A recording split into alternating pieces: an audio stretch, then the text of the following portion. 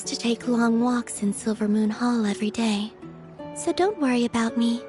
I can keep up.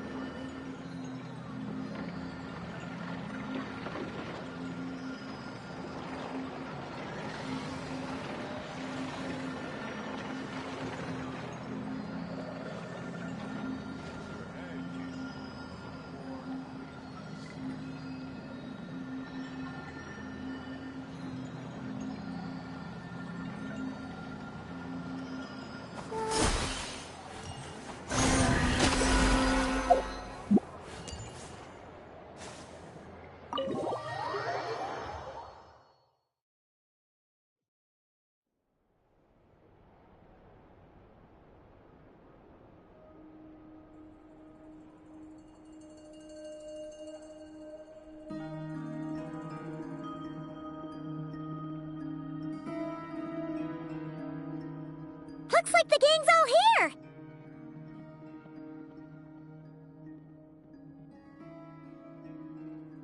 Yep, all ready. How about you two? Green and good to go? Paimon's ready!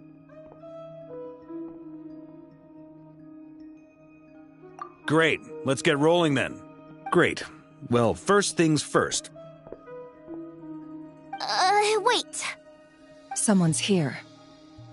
We heard your footsteps. Although... You've been here for a while now. I take it you followed the Traveler, but I don't sense any ill intent in you.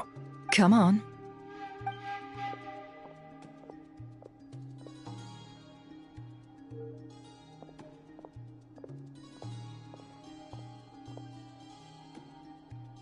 I figured it wouldn't take you long to notice me. I come bearing news from my lady, the Knave. Dottore went through the motions of returning to Snezhnaya, but it was obviously a facade. However, he has not returned to the Kuvaki Experimental Design Bureau, nor has he made an appearance in Nasha Town. Well, in that case, he'll be in his lab way up north. I always wondered why he applied for his own private pad. He was planning this all along. Tell them that Sandrone and I will go on ahead. If they still intend to pursue this matter, they should meet us at the research center in the northern tip of Nodcry.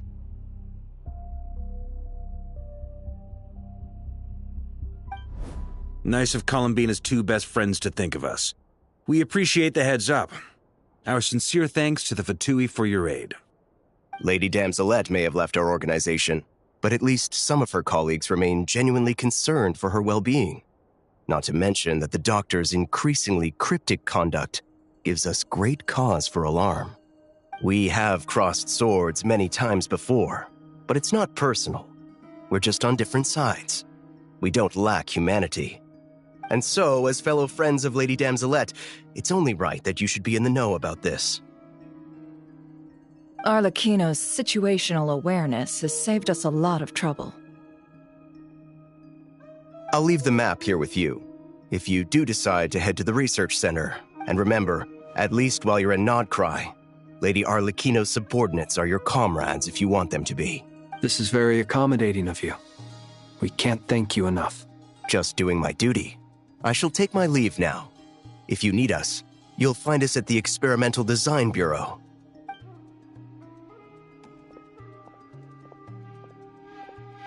So, the Doctors left the Experimental Design Bureau and headed to some research center up north. Marionette seems to think he's been planning this for a long time. But when did it start? Before he even arrived in Nodcry? It seems his loyalty to the Tsaritsa is lip service at most. Behind the scenes, he may even be working against her. Whatever his motives, we know that he's decisive and incredibly ruthless. Facing him unprepared would be a recipe for disaster. At this stage, it's difficult to predict his next steps. I suggest we split into 2 groups. We need some people to stay behind and guard Nasha Town.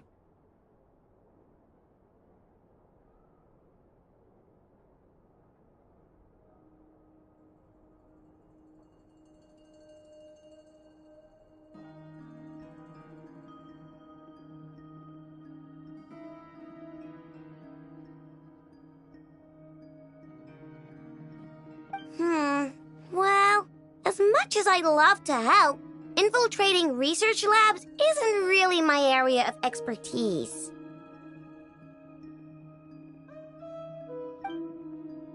But at least take Cool Your Jets Ducky with you. It should be some help during the battle. And as for Miss Inefa, I suppose you will stay to protect me? Detecting operational logic. Protect Dino. Priority. High. Just in case, Servarka, I think it would be best if you stayed behind as well. You can leave the research center to us. I mean, I would have said the Knight of Berea should probably be out on the front line, but okay, fine. Leave Nasha Town to me. Be careful out there, okay? If things get out of hand, fall back right away. Yehoda will be on hand to assist you. In my absence, she can handle any intel gathering work. You got it, boss. You guys make sure to get back here in one piece, all right? We will. Things are moving fast. We'd better head off soon if we hope to keep pace. So, it's infiltrate a secret research facility, or... Yeah, alright. Paimon will help out here instead. We all have to bring our A game here. So, anything you need to wrap up before we leave?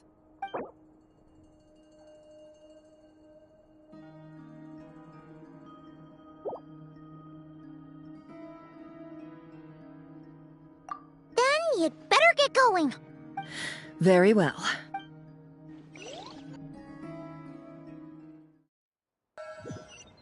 All these broken machines on the ground. Someone got...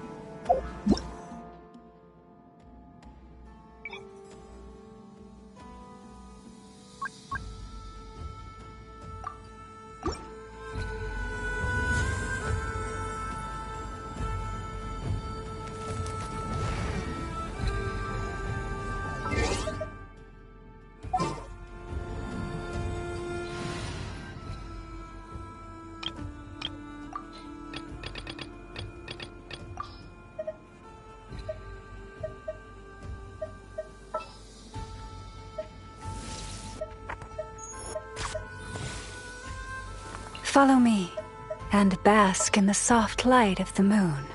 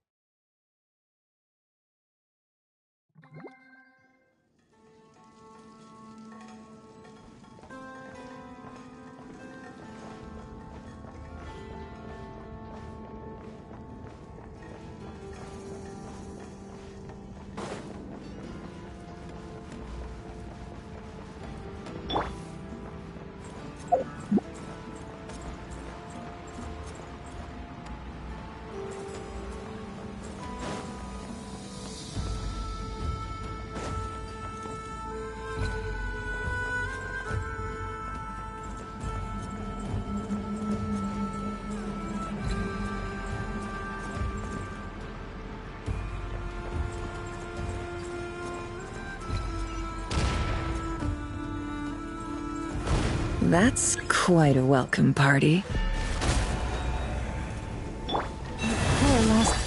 Go!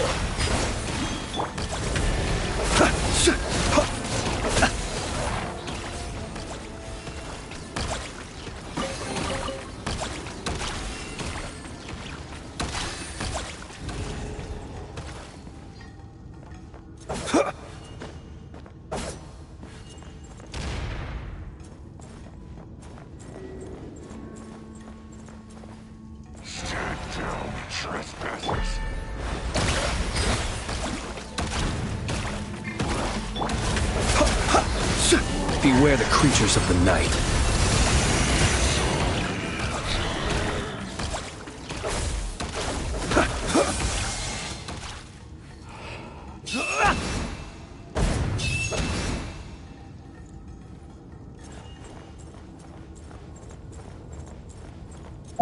Get back!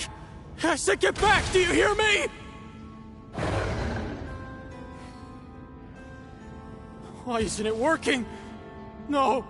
Don't come any closer! Don't!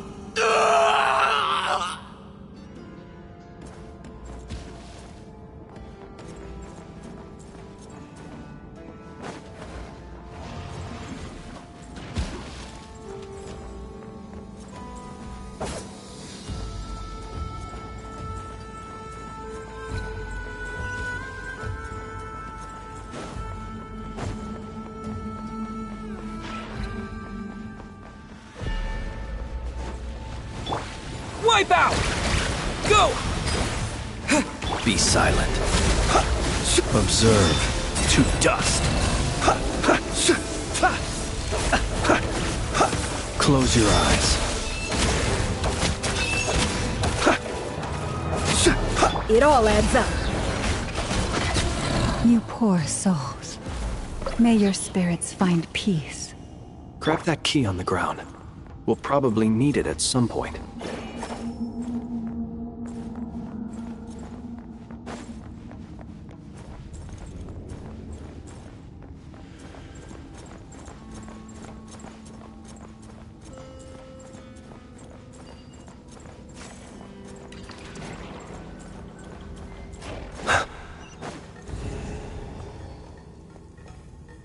Watch out! Ugh, there's no way through. Let's go around.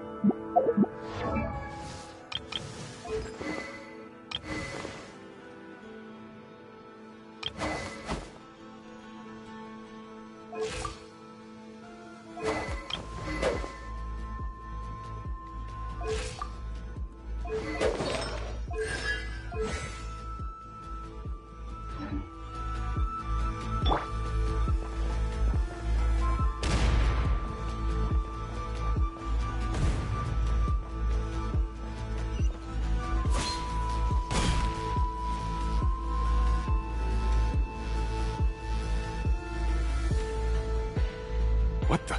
Trespassers? Here? What's wrong with you people? We're looking for the doctor, and we understand he might be here. I see. You looking to settle a score with the doctor? Good luck with that. I don't think you have many chances left. Perhaps. But you might have a chance to live.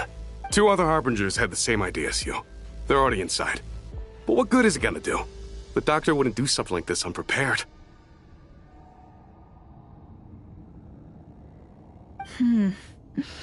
Seems to me that you're not too thrilled about being his subordinate.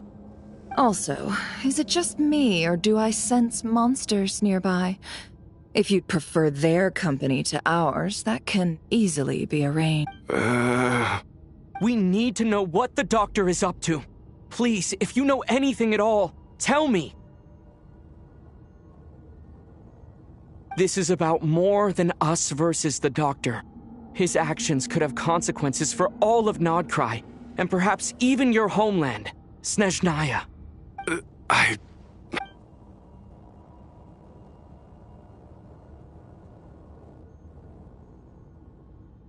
He's building something. Ambitious doesn't even begin to describe it. Feels like this could be the big one. God knows how long he's been planning it. A while back, he told us he'd be returning to Snezhnaya.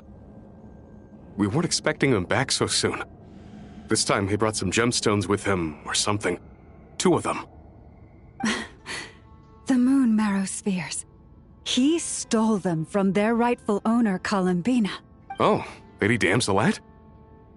Last I heard, she left the Fatui. Before she went, she told us she'd finished what Her Majesty asked of her, and wished to focus on some personal matters. I remember thinking that leaving us might not be the best choice. I mean, I always looked up to the captain the most, and... Back when this all started, the higher-ups dispatched 3 units to Notcry to execute their plan. They were led by the Doctor, Marionette, and the Damselette, respectively.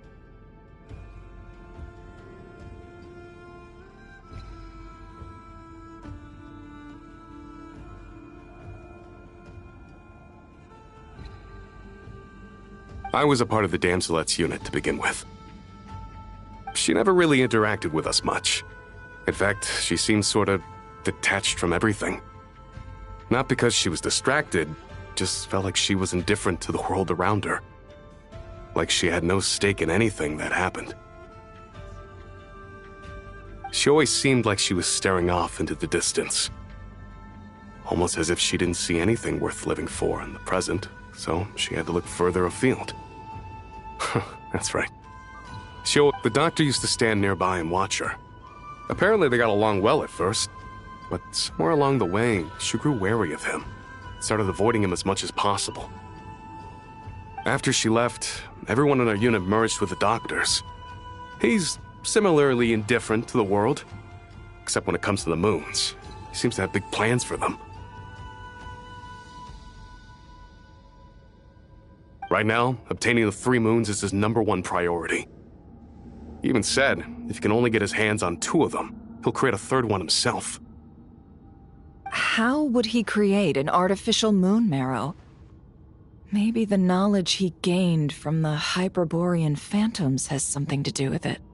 Thank you for cooperating. We appreciate... I get the sense that you'd serve under Columbina again if you had the chance. No, she's no longer a Harbinger. As a member of the Fatui, my loyalty will always belong to the Tsaritsa. I'm only telling you all this because I don't completely trust the Doctor. His actions do not align with the goals that first brought us to Notcry. I understand. We'll do everything within our power to... The Knaves unit is based at the Kuvaki Experimental Design Bureau. Maybe you can seek refuge with them. Well, now we know what's going on here. Artificial moon marrow. He's likely well on the way to completing it. Dottore's technological capabilities are far more advanced than I thought. I fear this could get ugly. Everyone, prepare yourselves.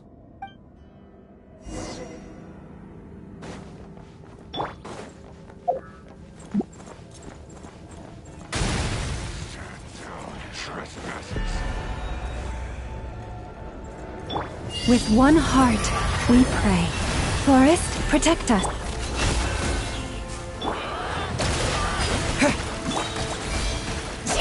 Can't hide the truth. Let's see what you're made of.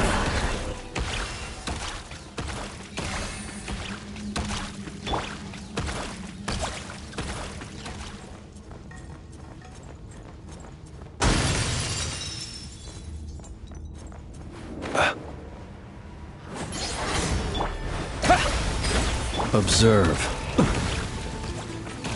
Be silent. To dust. Close your eyes. Night falls.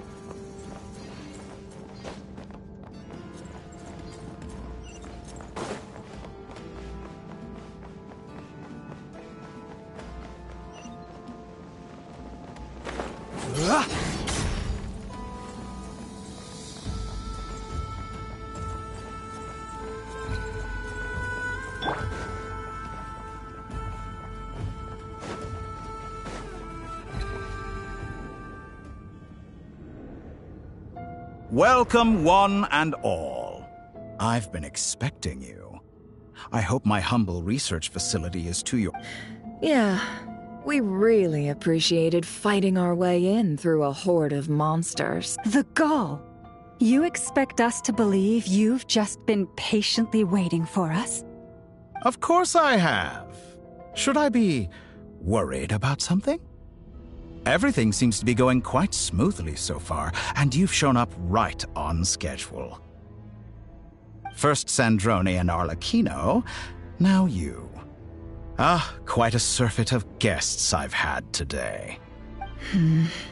If you were looking for them, I should probably mention that Arlecchino disappeared as soon as she entered the facility. As for Sandrone, why, she stood right here only moments ago demanding answers from me at the top of her voice. Hardly out of character. She never was one for basic courtesy. But I have to admit, I was a little surprised to see her showing concern for someone besides herself. Does everyone you associate with undergo such a change in temperament? Speaking as a researcher, I have to say, it is not a change for the better. It threatens one's ability to remain objective. Well, since you ask... So you've got your hands on the moon marrow, and now you're claiming godhood. Don't you think that's a bit of a stretch, Dottore? I must protest what you are insinuating with that phrase, claiming godhood. I am not claiming anything. I am stating a fact. You're a researcher. I'm sure you appreciate the distinction between the two. Huh? Wait, you really think you're all that? You'll excuse me if I'm not being a polite little lady for you. We're colleagues. We both know what kind of person... By the same token, I knew you'd respond along those lines. You and I both understand that facts speak louder than words. To that end, I've had my people send you a small gift. It should go some way toward helping you understand my... What gift?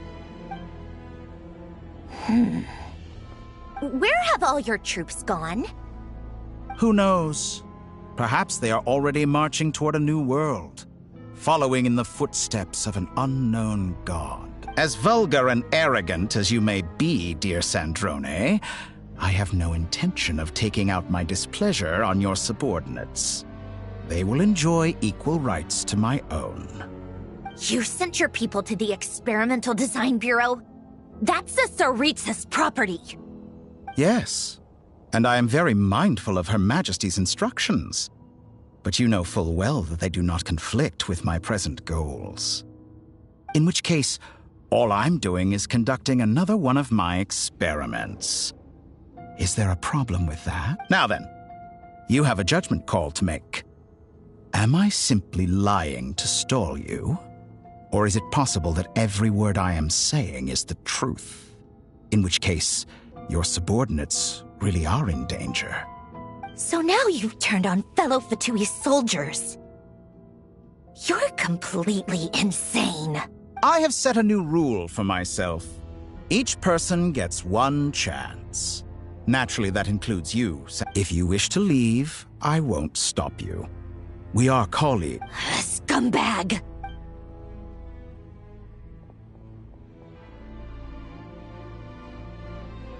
Still, I hadn't counted on Sandrone sparing any thought for the people of this world.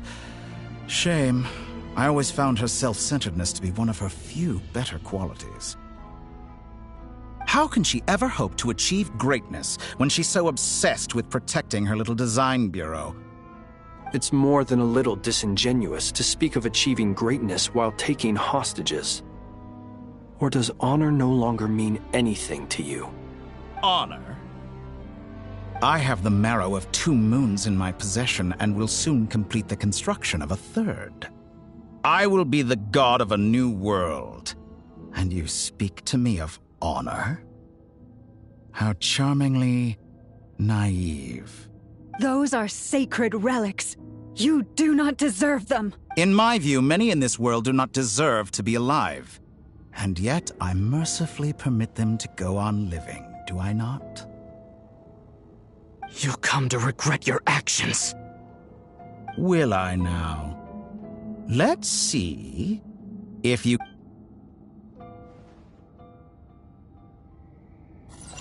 Go! Bombs away! For the everlasting forest, you pull. No more lies. Target acquired. Seek within. Let's see what you're made of. The long sleep beckons. Observe.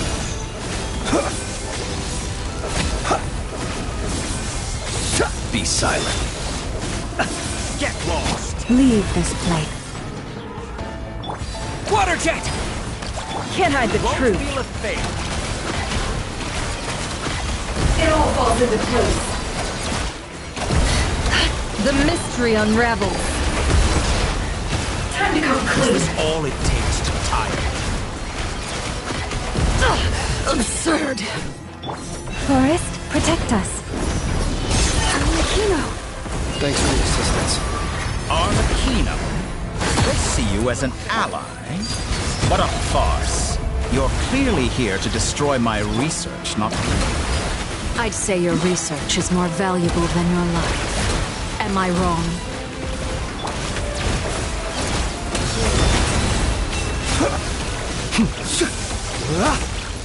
Close your eyes. Do you fear the dark? Leave this place. No more lies. Is that the best? Oh, Let's see what you're made of. interesting. Shatter like a reflection. Your actions betray your fear of me. Forest, protect us. Water jet! It all adds up. It all falls into place. Let's see what you're made of. Be silent.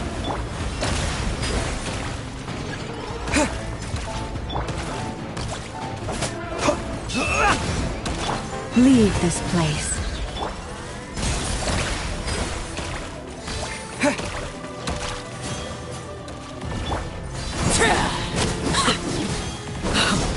Wanted my full attention, did you? Everlasting as the moon! Laid bare. Target acquired. The night Won't cometh. feel a fate. How's this? Forest, protect us.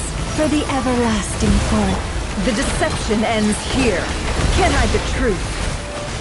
Playtime is over. The real Let's see what experiment. you're made of. I expected so much more from Chitore is too powerful with the artificial moon marrow in his arsenal. Fighting him is futile. Quickly! How's this?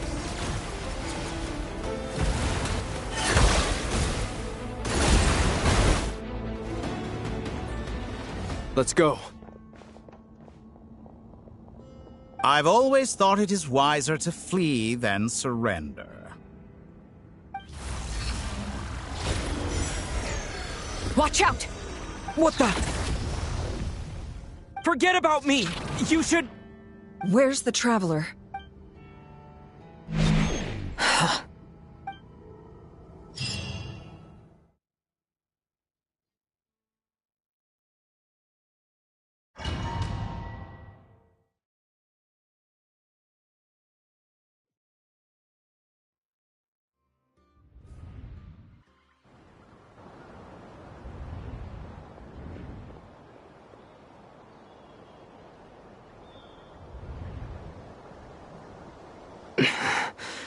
What? Nasha Town? How did I get here? Strange. I remember being trapped by Dottore during the battle.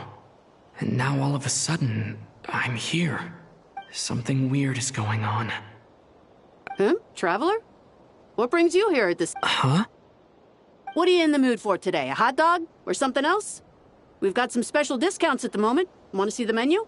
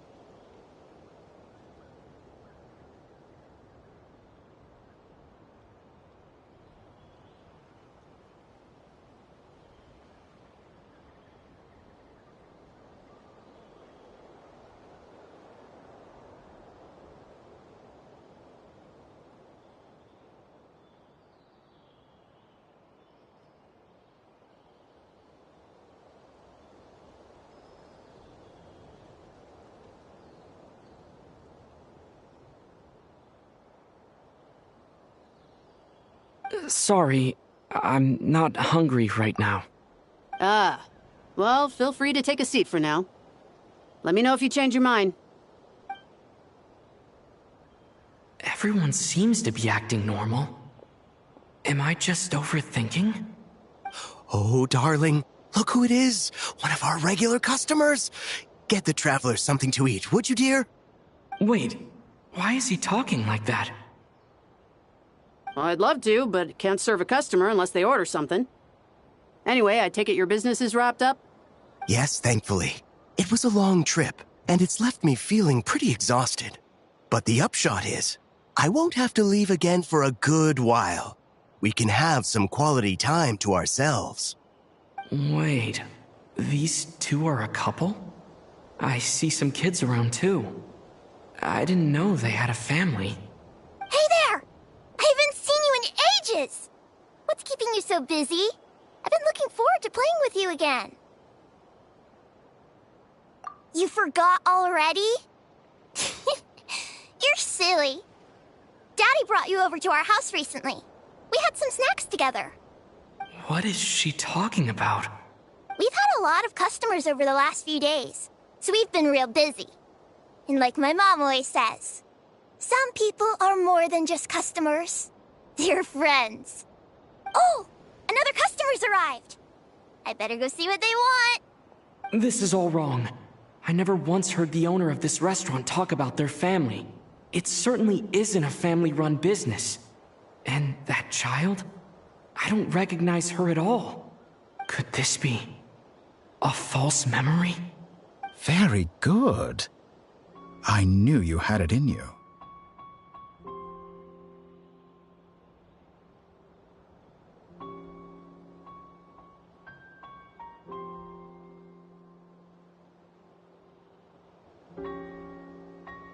Aren't you going to try the house special?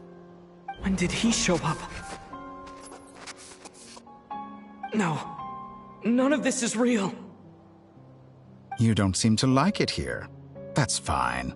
We can change venues.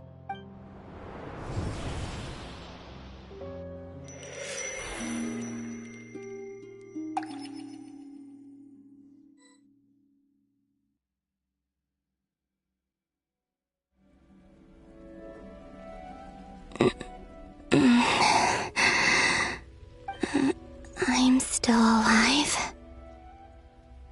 Where is this place? It took all my strength to open the moon gate, and then I leapt into it. So this is the moon's reflection? The mysterious realm beyond the gate?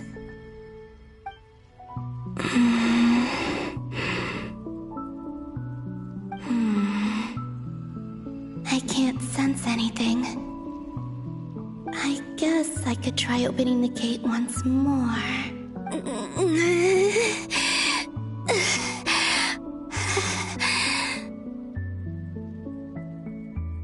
No response.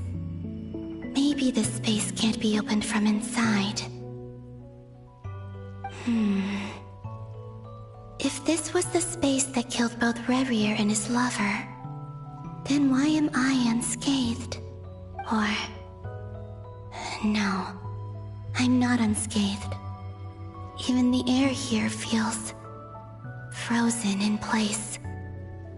There is nothing here with which I can restore my power.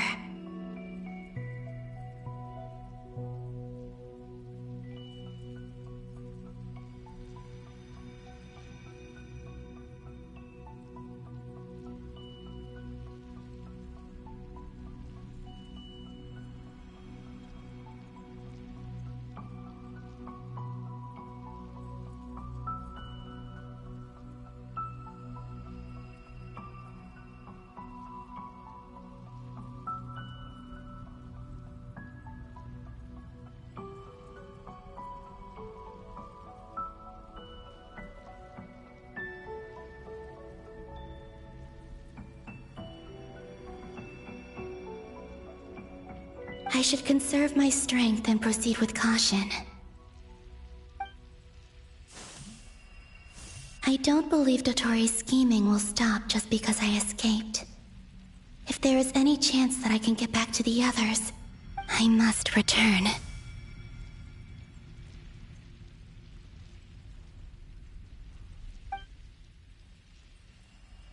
Emptiness. Silence. What is this place? Or maybe the real question is, what is it for? What's this? Looks like it responds to my power.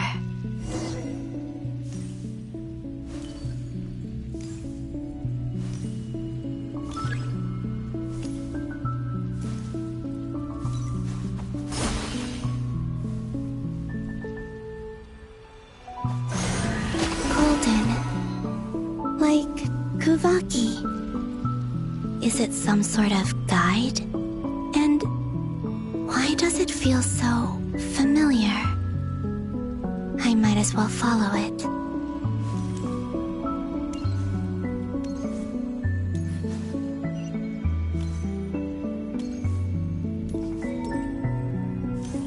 Where does this lead? Could it be the exit?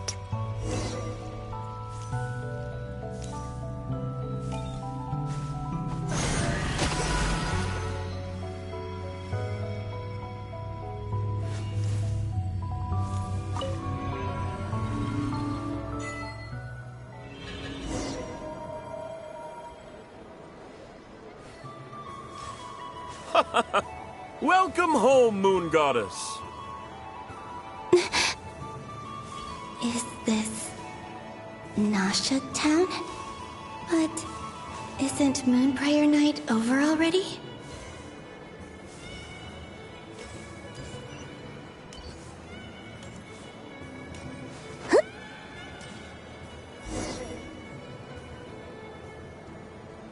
Goodbye for now, Columbina. I hope you have a wonderful night. I will. Everyone else. And me? Are these my memories?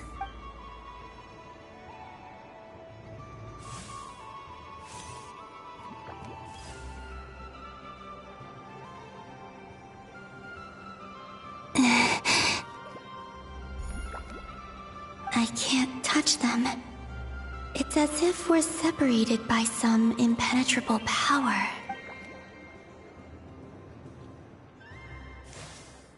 Over here! Over here!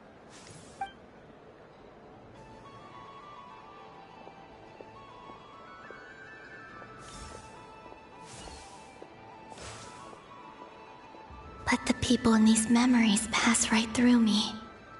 Just like when I disappeared. If only I had known what would come to pass after that. Even so, I should still take a look around. Just being back here.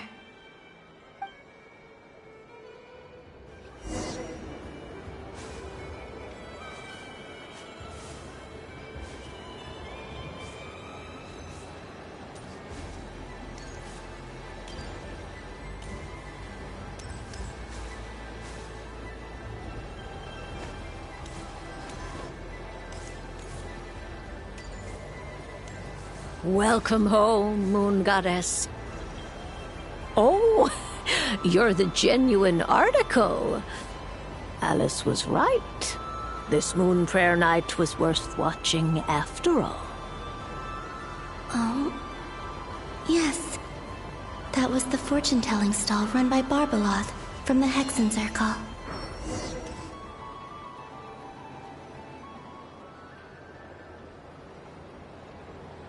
Please, draw the first lunar arcana. This represents destiny and is the foundation for the divination as a whole. My destiny. I believe the card I drew was the moon, now that I think about it. Barbeloth's divination was absolutely right. It's almost time to draw the last card.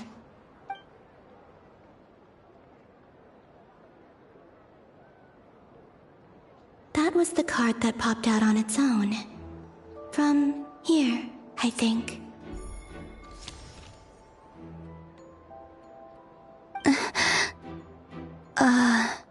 Kuvaki pulse? What? Fascinating. I've never encountered this before in my role as a diviner. What's going on? Did that card leave the deck? All I did was try to touch it. Maybe this memory space is not untouchable after all. Are there... Or... is it possible that there's more to this space than my memories alone? This card is death. I need to get to the bottom of this. I'll try touching something else. Is this... the wind? No, it's gravity. It's pulling me outwards. No, Traveler!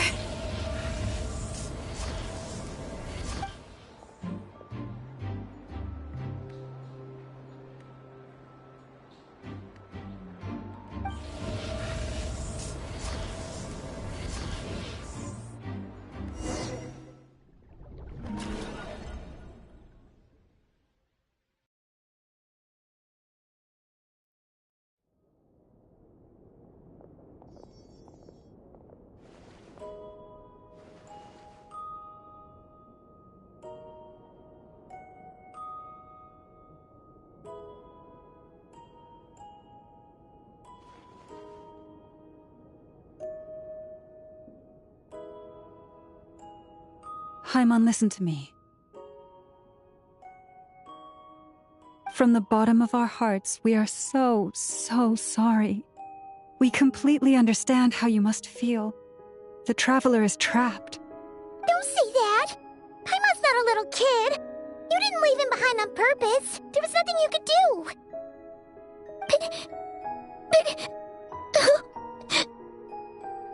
He's all alone in there! What if something happens to him? What are we gonna do then? We've barely spent any time apart since we met. Is he gonna... die? We must find a way to rescue him. We were all involved in the operation where he was captured, and we do not abandon our comrades. That being said, it won't be easy. Through conversation with the others on our return, we've arrived at a basic idea of what we're up against. Dottore's lab has clearly been in operation for a lot longer than we realized. We found many monster samples stored there. In all likelihood, they were materials he used to research his latest technology. We also know that through his contact with the phantoms of Hyperborea, he gained knowledge about the moons and certain Hyperborean technologies. Using this knowledge, he then fashioned an artificial moon marrow to serve as a replacement for the frost moon beyond the sky. Unlike Columbina, Dottore is not being rejected by Teyvat. And even with 2 of the 3 moon marrows, his power far exceeds all of ours combined.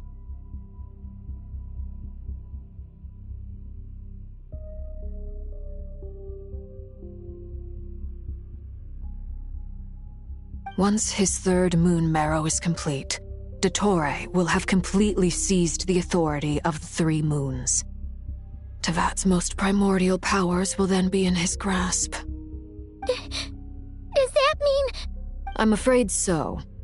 No one could have predicted this level of insanity. Not even from Dottore.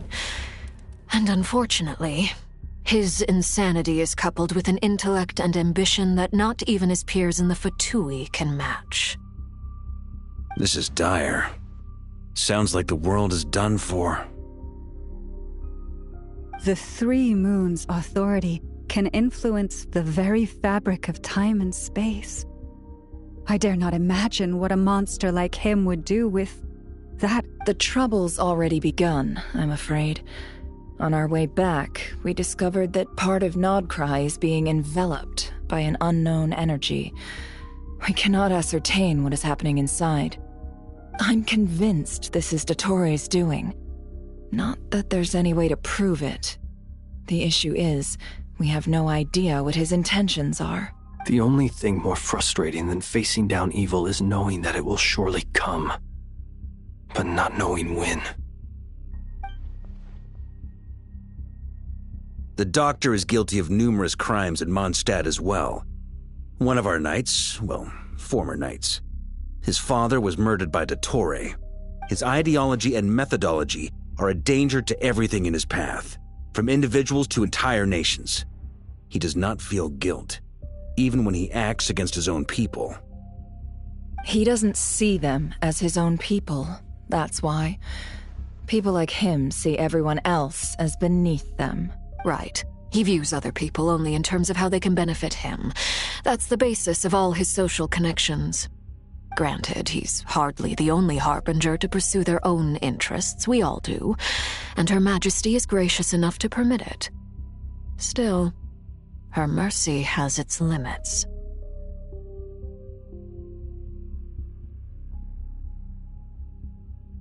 Dottore's actions have gone beyond even what the Fatui could have imagined.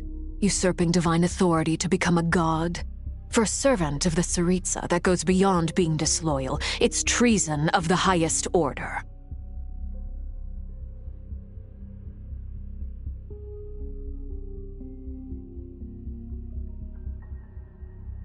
We can't expect him to heed the Tsaritsa's will once he gains the Three Moons' authority. Even we Harbingers consider him the most self-interested among us.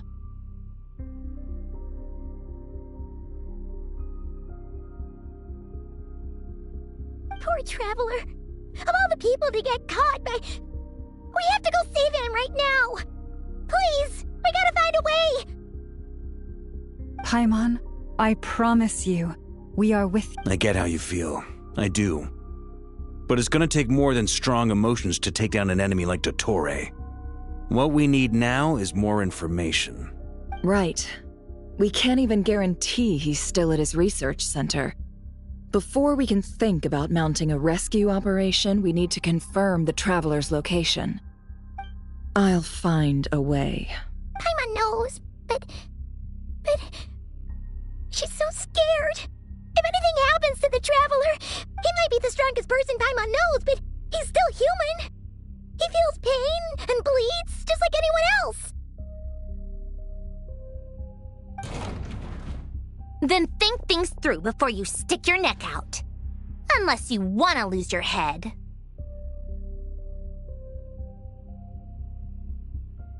Sandrone. Miss Sandrone, you're okay? Put the stuff over there, and be gentle with it. Am I okay? As you can see, I've had to move my whole livelihood out of the Experimental Design Bureau. It's been swallowed up by Dottore's energy field. If I'd left it any longer, I probably would have gotten stuck there. Ugh, Dottore always goes a little loco when he finds a shiny new toy. Not that he'd ever admit that. But this time, he's gone full psycho.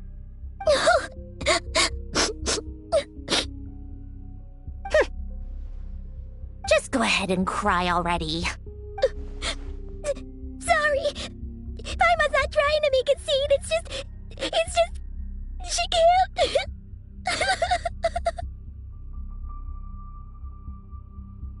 Oh, Paimon. Let it all out. There's no shame in it. When you're overwhelmed by fear and despair, crying can help get it out of your system. You'll feel better for it. Okay then, while the baby of the group is having a moment, how about the grown-ups get to work? Give me your hand. You've made a discovery? Polonia, scan. You, hand, now. Oh, I thought you'd never ask, my lady. Curses! You're next, then you. Dottore, you son of a... He's done something to us! Everyone who entered his research center has been implanted with some sort of curse. I don't feel anything unusual at the moment. Does that mean it hasn't activated yet? Is there a way to figure out its purpose and what might... My best guess is Dottore created it using the Moon Goddess's powers. 1 second, analyzing. Ugh! That friggin' maniac! So, What twisted game is he playing this time? The moment I analyzed the energy composition, some encrypted text appeared in my mind's eye. And when I deciphered it according to the Fatui standard encryption protocol, I got the following message. Feel free to run, or you will perish in Nod Cry. He's mocking us.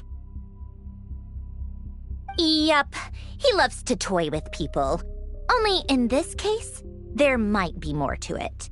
But I didn't detect any murderous intent or malice either in the message or the curse's energy. As if this is him at his least malicious. Or perhaps all people are cowards in his eyes. Maybe he thinks the threat alone will be effective.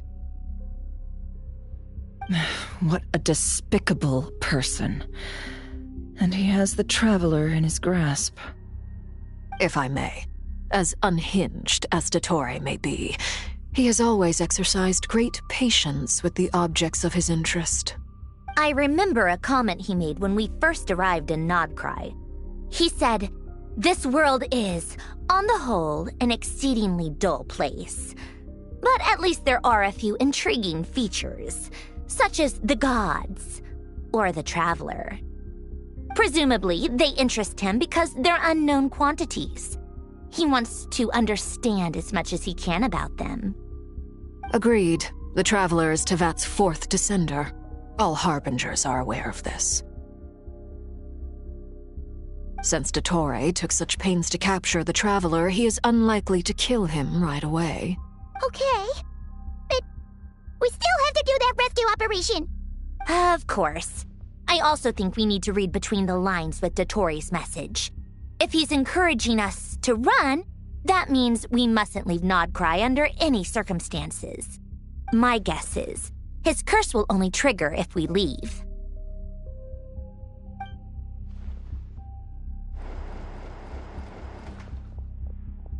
We've discovered multiple energy fields.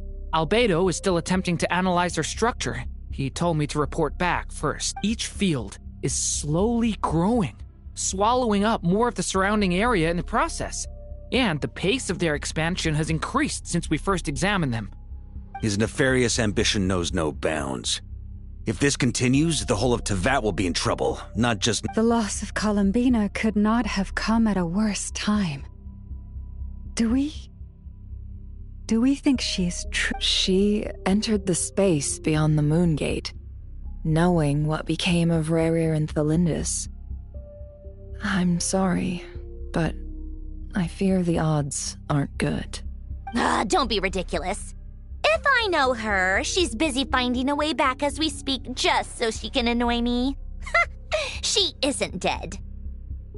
Whatever has become of her, the fact remains that we are two comrades short on the eve of a decisive battle. We need to find out the Traveler's location. But there is also other work to be done. Agreed.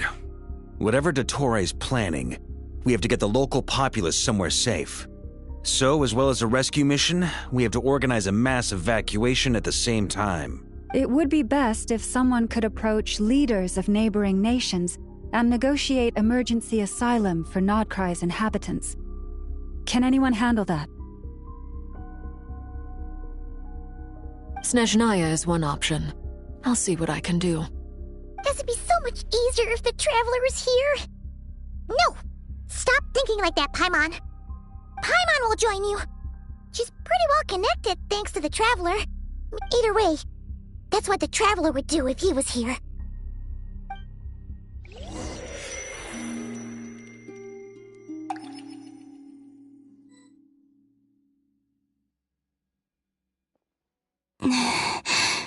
Back here again. That gravitational force that pulled me back. When I saw that memory of Moon Prayer Night, I think I influenced reality. If only I could have sent the others some kind of warning on Moon Prayer Night. I feel so, well, even so, back to emptiness and silence again. I should try and find my way back inside.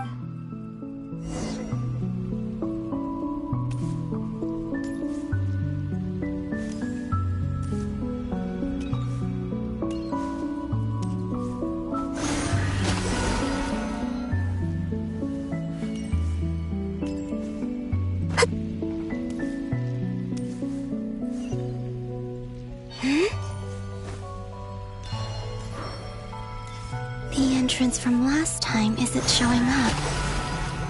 What am I missing? Looks like I need to gather these scattered fragments.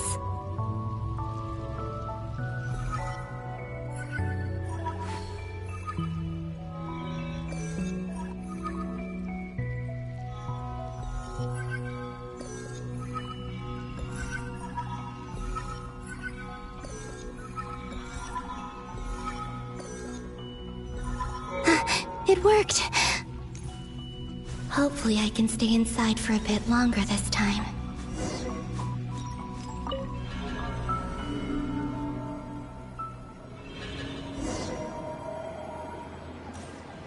Ad Astra Abyssosque. Welcome to the Adventurers Guild. What? This doesn't look like Moonprayer Night. Extra, extra! Latest issue of the Nasha Express! I don't think I've ever been here. Maybe this space isn't comprised of my memories after all. There aren't any festive decorations around. Is this Nasha Town after Moonprayer Night ended? Did Dotori's plan not affect the town? Or is no one aware of what happened because he used the Three Moons' authority? Let me see if I can influence anyone else. So, what do we do next? Wait, that voice. Paimon? The most important thing right now is to find that mage. Lauma the Traveler and Mr. I'd better go pay the Fatui a visit. Traveler!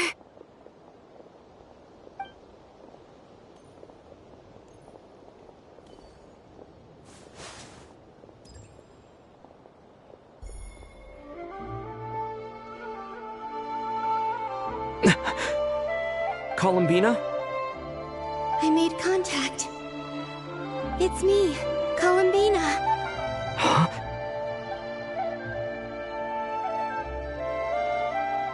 Traveler? Let's go! This is no time to be spacing out! Huh? Wait a moment. This has happened before. This is what happened when I disappeared. I stood right over there, thinking that no one would ever... It was only when he called my name that I decided to follow them. But... did he turn around because he sensed my touch just now? Is it really possible that from in here, if I keep following them, maybe it's that gravity again?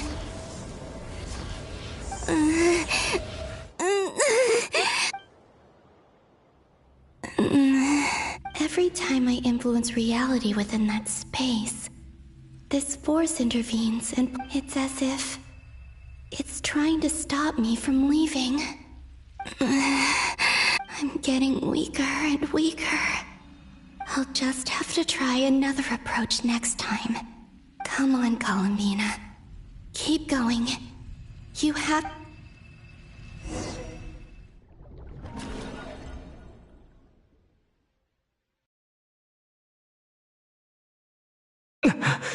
Suddenly, I've been plunged into darkness.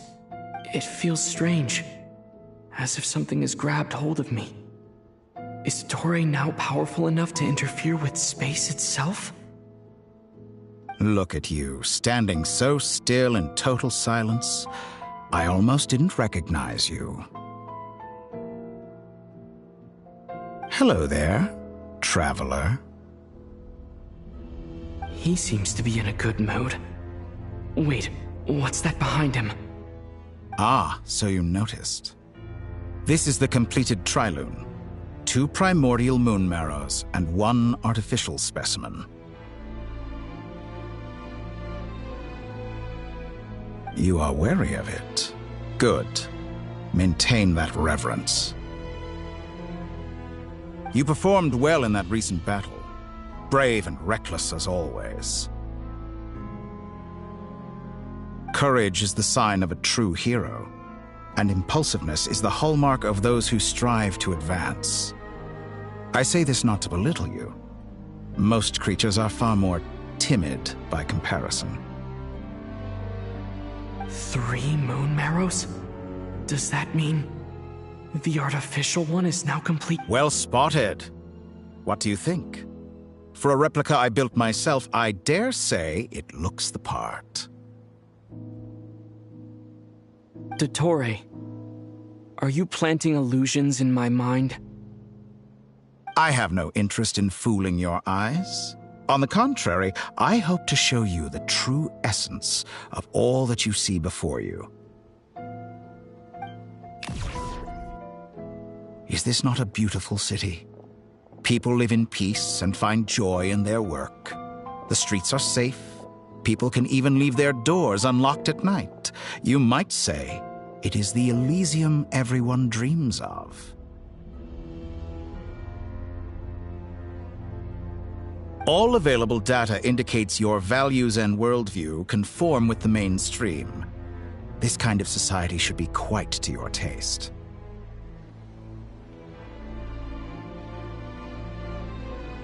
False beauty is deceitful.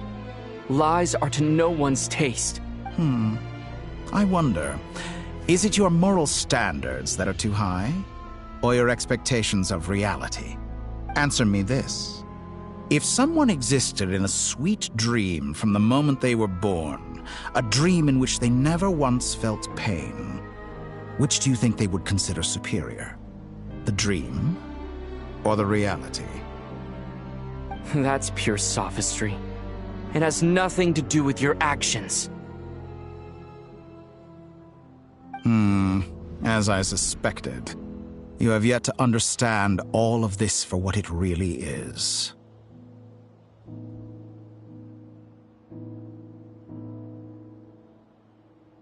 What do you want from me? You sound impatient. Do you think the only reason I'm keeping you is because I want something from you? If it's not, then why haven't you killed me yet? No one can stop you if you're as powerful as a god. I'm delighted you recognize that fact. I believe we last squared off in Sumeru. Ah, the memories. How time flies. You and I have both grown. I'm not surprised that Arlecchino and Sandrone worked with you. You've always a way of slowly but surely ingratiating yourself with all levels of society. People laud you as a hero, but I suspect there's more to it than that. Oh, but to be clear, I don't say that to flatter you. Do you always give your opponent an appraisal before you deal the final blow? Call it a long-time habit. I'm a researcher, and one of my duties is to give an objective assessment of my subjects. But you misunderstand. We are not opponents. Not at this moment. I just want to talk. Think back to Tartaglia, Arlecchino, Capitano, Columbina, and now even Sandrone.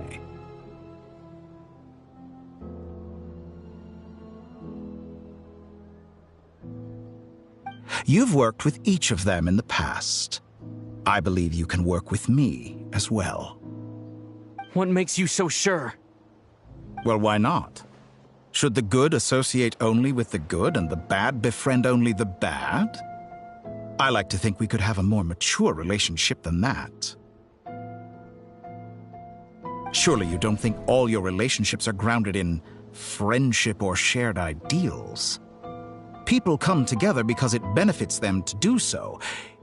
If you think of the people you admire, you must surely admit that they have provided some benefit to you. Morality, ambition, dreams. People have plenty of words to embellish the nature of their relationships.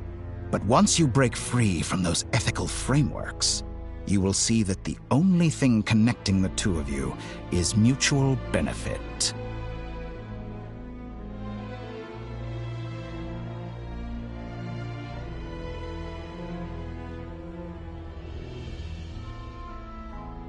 And that is what I'd like to talk to you about. We're finally getting into it. He's probably been planning to kidnap me for a long time now. But for what exactly? He has the authority of all 3 moons. I won't be able to gain the upper hand in a fight. Best if I pretend that I'm willing to negotiate for now.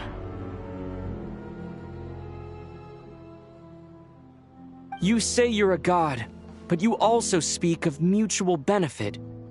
What could a god want that the three moons cannot provide? Excellent question. But before I answer, I would ask you the same thing. Gaining Columbina's allegiance was a rare and extraordinary feat. But the Moon Marrows are now in my hands, and I have the edge over her. For this artificial moon is not being rejected by Teyvat.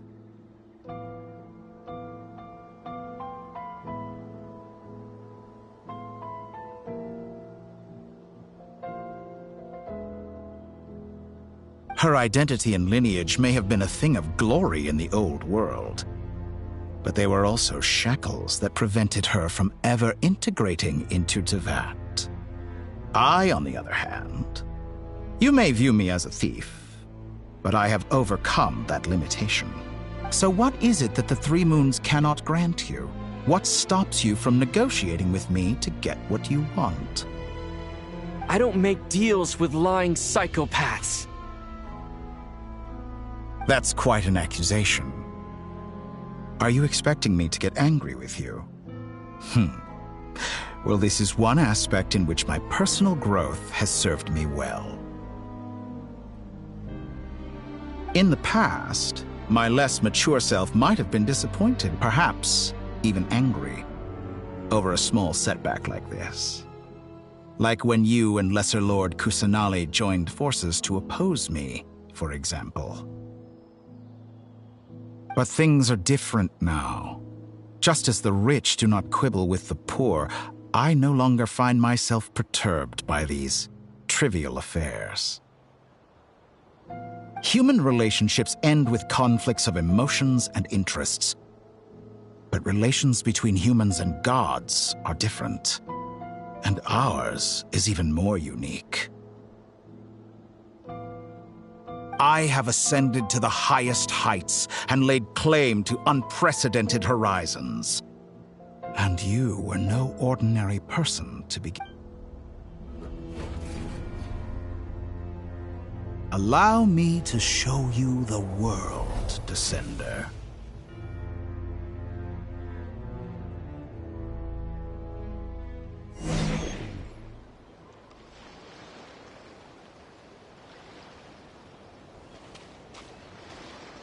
To stand, walk, jump, sit, and lie down. These are the most common of behaviors.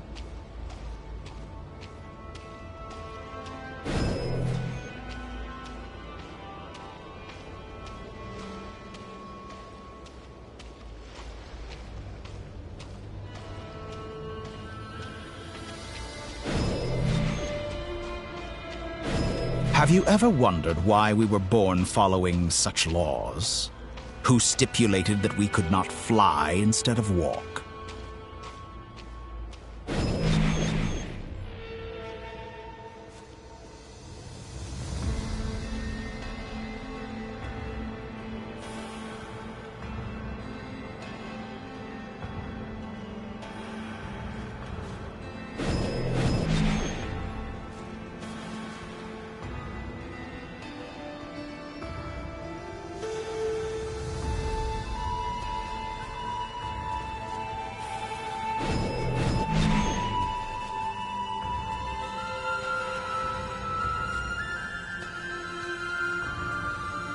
Someone of your talent and experience must surely know of the four great rulers who serve the heavenly principles.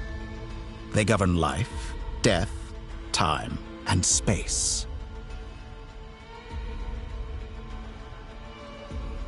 One wounded by a blade will die from blood loss or infection, and one who falls into a lake will drown in agony. The elderly wallow in solitude, and the solitary age faster. Eventually, new life is born, only to embark on the same path of suffering.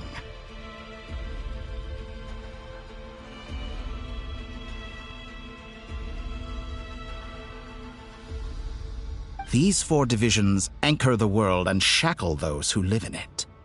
But they themselves transcend its boundaries, squandering the power bestowed by the heavens. All who live yearn for equality, but unless the gods prostrate themselves and profess that they are mere servants of the living, equality can never exist.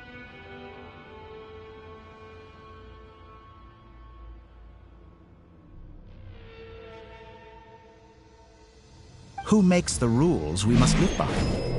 Who has the right to restrict us?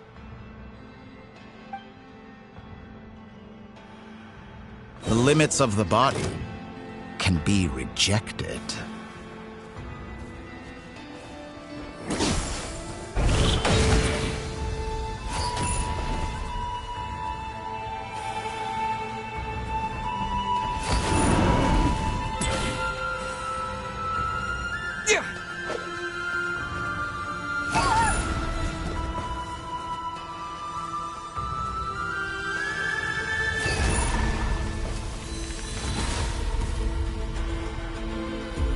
How does it feel to be among those with absolute power?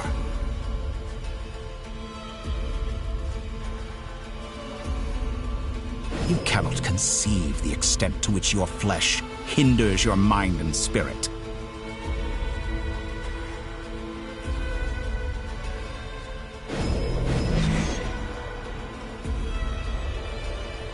Only by discarding our useless, primitive eyes can we perceive a new world. How narrow-minded we all were in the past. Why should the final answer of the world not be the power that predates those of life, death, time, and space? The power of the Trilune. Through it, I have glimpsed new experimental possibilities. Nature suppressed, authority exiled, souls controlled.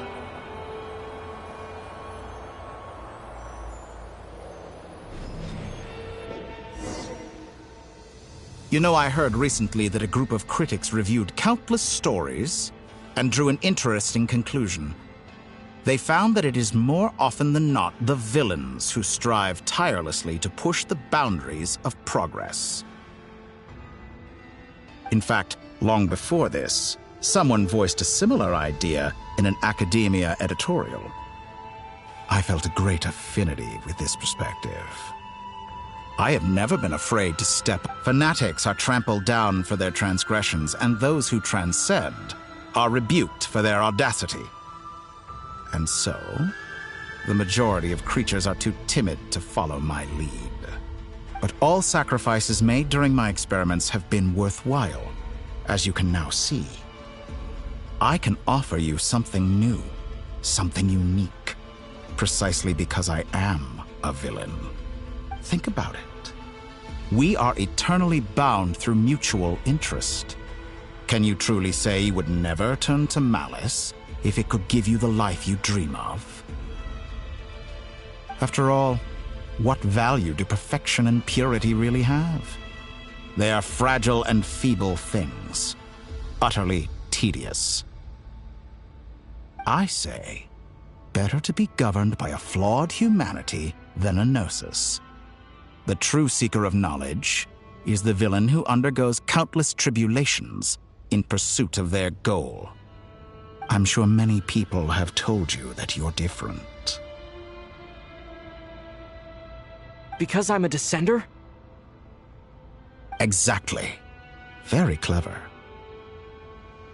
But what has that got to do with you? I do not conceal my wicked deeds, my selfish desires, or my greed. A true researcher must act as I do if they are to understand and yet, a knowledge seeker like myself will inevitably grow tired of studying Tevat beyond a point. You have traveled to all corners of the world and met many people. Along the way, there have been moments when you were misunderstood or even became a wanted criminal. And all the while, You have spent your days doing some of the most mundane jobs in the world. You fight and toil, claim minuscule rewards from my friend Pantalone, then you fight some more, winning some battles and losing others as your search goes on. And this cycle continues, with no end in sight.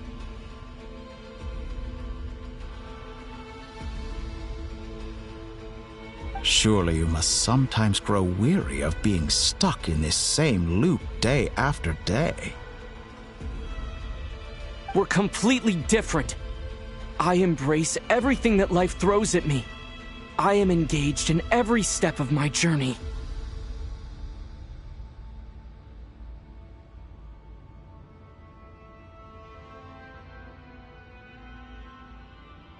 How does that make us different? I too embrace what life brings, researching everything that interests me.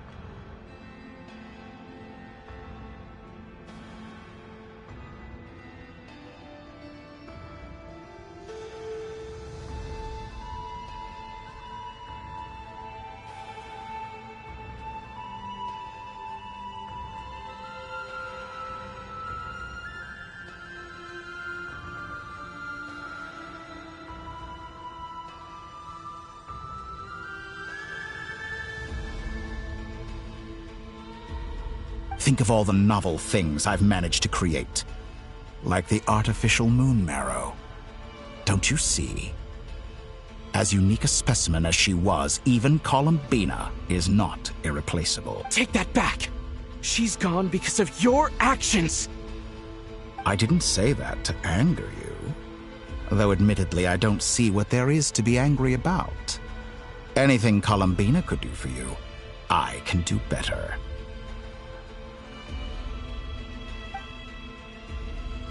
I know what your ultimate goal is. You wish to walk the path your sister walked, and seek answers from her at the end of that journey, don't you? Someone like you could never understand what it feels like to care about another person the way I care about her. Perhaps not, but that doesn't mean I can't help. I could find your sister right now, bring her before you, and make her give you the answers you seek. Don't be so presumptuous. You'll never begin to understand the situation between us. Oh, no. This is no presumption. I'm only offering what I know is possible with the power of the Trilune.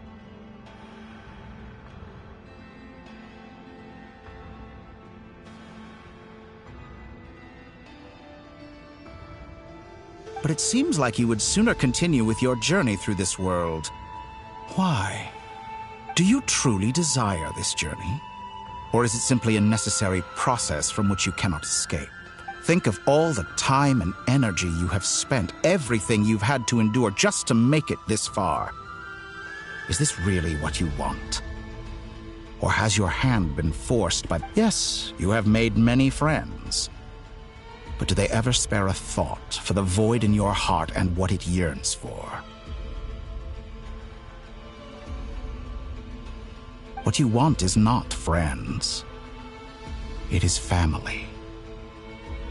But do they know this? I, on the other hand, am far more considerate. Join my experiment, and in return, I will bring your meaningless journey and all its struggles to an end.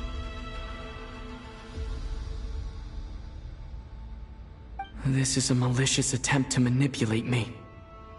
But at the same time, he's stating some very human truths. Of course he's right about my predicament. How can I deny it?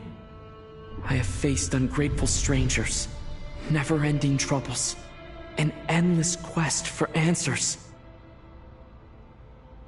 I want to see her. After everything I've been through, words can't describe how much I miss her. Wherever you are right now. Do you miss me too?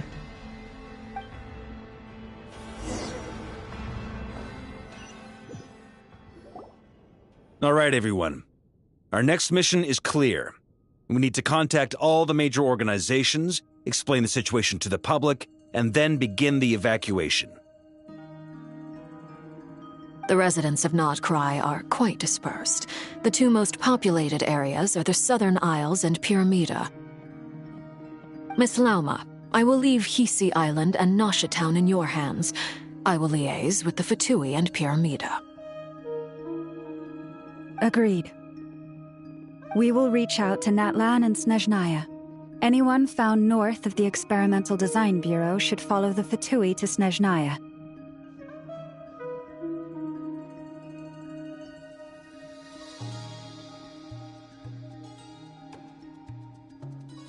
As for those dwelling south of that line, I will ask the Voynich Guild to help persuade them to leave.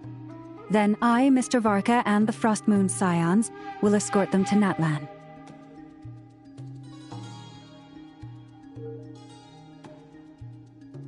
The Voynich Guild has dealings with the Curatorium of Secrets. I will send them a letter vouching for your credibility. Yehoda, you should help Lauma. This is too big of a task for one person. My wish has come true. You're willingly lending me your most capable employee for the day. Well, good for you if all this only takes a day. Of course, if it Boss, wait! Don't... Oh, I'm sorry. Something... Well, no one's more important to me than you, boss. And remember how Lauma healed your eyes after that big battle? I think that's... Are you completely incapable of acting in your own self-interest? Or do you simply devalue your own labor? Are you sure you don't want to come with us? Who will see to our other work if we're all busy evacuating residents? Sandrone insists that Columbina is still alive, and we have a traveler to rescue. There's... But boss, I'm just worried. Well, Nefer, I'll link up with you once my tasks are complete. What makes you think I'd need you to do that? I'll need it. And considering the way you approach certain matters, I think you'll be better off with me. That's quite enough. Just focus on your... I bet we're in for an uphill battle here. But we can help out too. Inefa and I are gonna help Nasha Town's residents carry their stuff. Loading schedule. Store essential local research data and technology samples, then escort the people to Natlan. Understood. I will execute this to the best of my abilities. Great stuff. Thank you, ladies. I've contacted the Lightkeepers. A colleague of mine will join us shortly. I will persuade them to conduct a thorough search of the region to ensure that no civilians get left behind. As for me, I guess I'll be making an early return to Sumeru. I think it's important that someone informs the Dendro Archon of what's going on in Notcry. Roger that. Someone should inform Mondstadt, too. Mr. Duran, can I trust you to handle that? I think you fly faster than any of us can run. As an added incentive, get there fast enough and I'll see about getting your gliding exam waived. Really? Ha! Mission... I intend to stay behind and help Miss Sandrone with her research. She has some alchemy-related questions that she'd like me to explore. She recognizes your expertise, then. I wish you a fruitful collaboration. Thank you. In truth, I was surprised to hear her express an interest. I believe she has been investigating some Fontanian technology recently. She made a point of bringing the relevant materials with her when she left the Experimental Design Bureau. I should mention that we have one other friend who isn't present. He hasn't made his position in all of this clear. But if we know anything about him, he's likely investigating on his own. Paimon's been very quiet today. But I know how close she and the Traveler are with the Natlanese. She should come with us to the border. Okay. Paimon will do her best. Make sure to heed Sandrone's warning. Many of us have been cursed by Dottore. As such, under no circumstances should anyone cross national borders. Remain within Nodcry. That aside, personally, I have faith in Columbina. Things look grim, sure, but who knows how it'll play out. Same goes for rescuing the Traveler. Both of them are important allies and friends. We'll be counting on you to gather intel on them, Miss Nefer. Oh, wonderful. You're all here. That voice again! Nicole? Whoa, that was loud! And it came out of nowhere. Sorry, this is the only way I can speak to you all right now. Please accept my apology. Anyway, time is short. I'll cut to the chase. We're still facing quite a catastrophe here at the world's borders. Alice has roped in every Hexencircle member she can get a hold of. Except for me. She told me I had to come and help you all out as a matter of urgency. I quote, "You love talking, don't you? Well, now it's finally your time to shine. Take these. Make sure the whole party gets one each. You'll be in charge of making sure everyone stays connected." Huh? Is this a Dodo communication device? Scanning. Unknown device. Analyzing. Affirmative. It is cute and good. I believe. This is no ordinary Dodo communication device. It's my very own special modified version, specifically... sorry. I almost went off on another tangent. It will allow us to communicate over long distances within Nodcry. No more worrying about shuttling messages back and forth. What astounding technology. Am I right in assuming that it relies on your personal abilities to function? Yes, exactly. Right on cue, Albedo. I'd love to brag to you all about how it all works. But no, next time. Anyway, I'll be right with you all, serving as a communication hub. That's all from me. Head off as soon as you're ready. I'll be staying here to keep watch.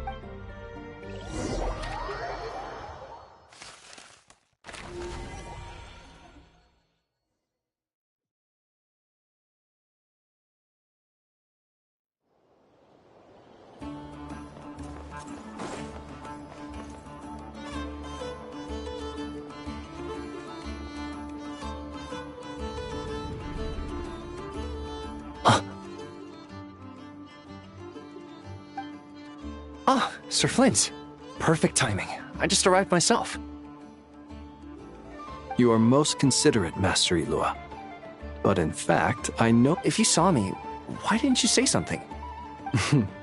I was curious to see how long you could sit still for.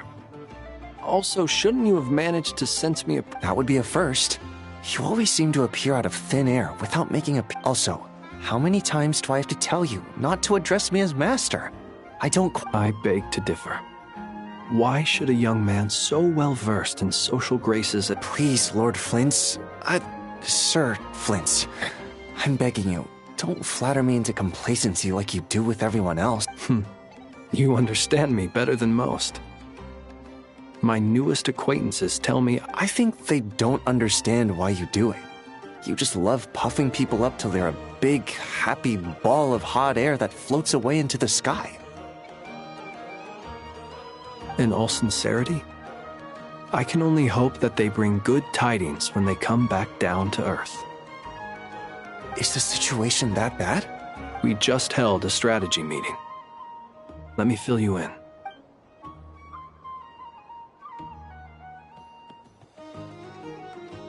In short, we need everyone gone from Pyramida.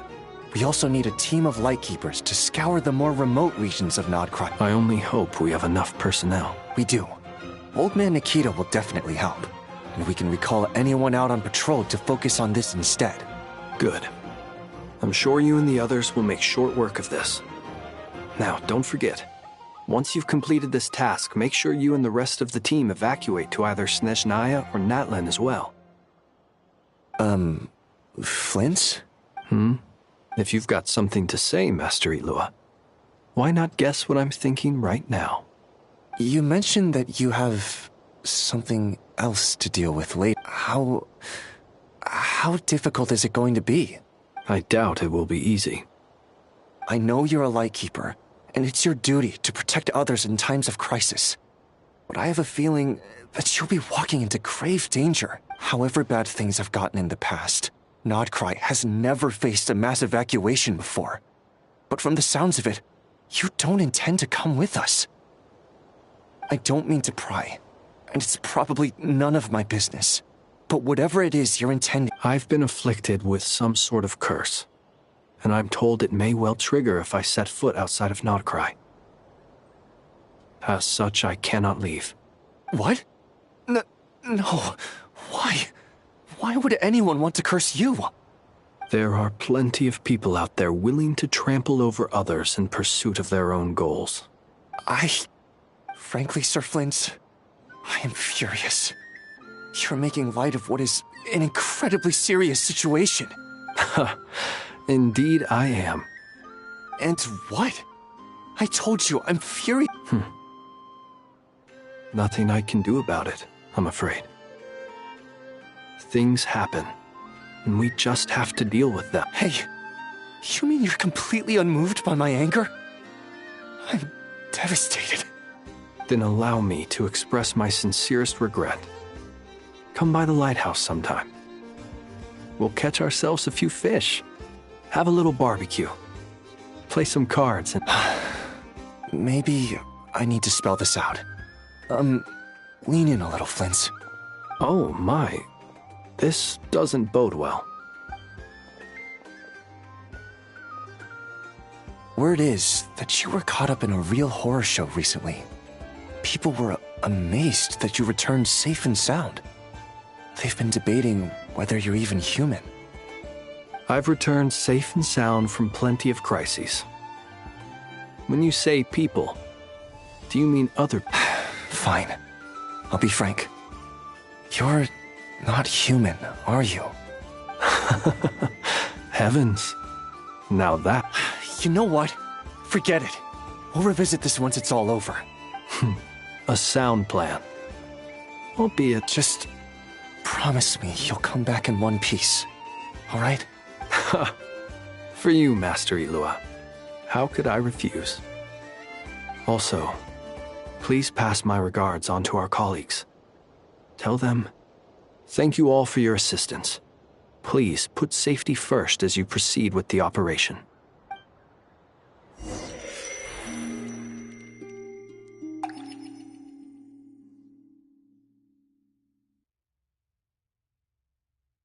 I have to keep searching for a path toward reality.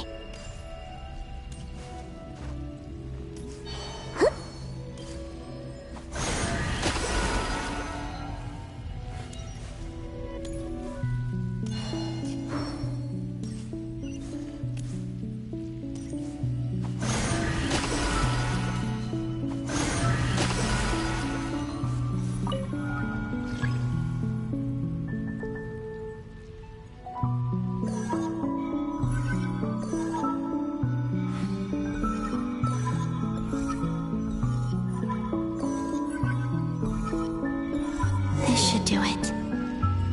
The last 2 times I tried to influence reality in this space, it consumed a lot of Kuvaki. I'll try and be more careful this time. I need to leave key clues behind using less power. I hope everyone still remembers what I said on Moon Prayer Night.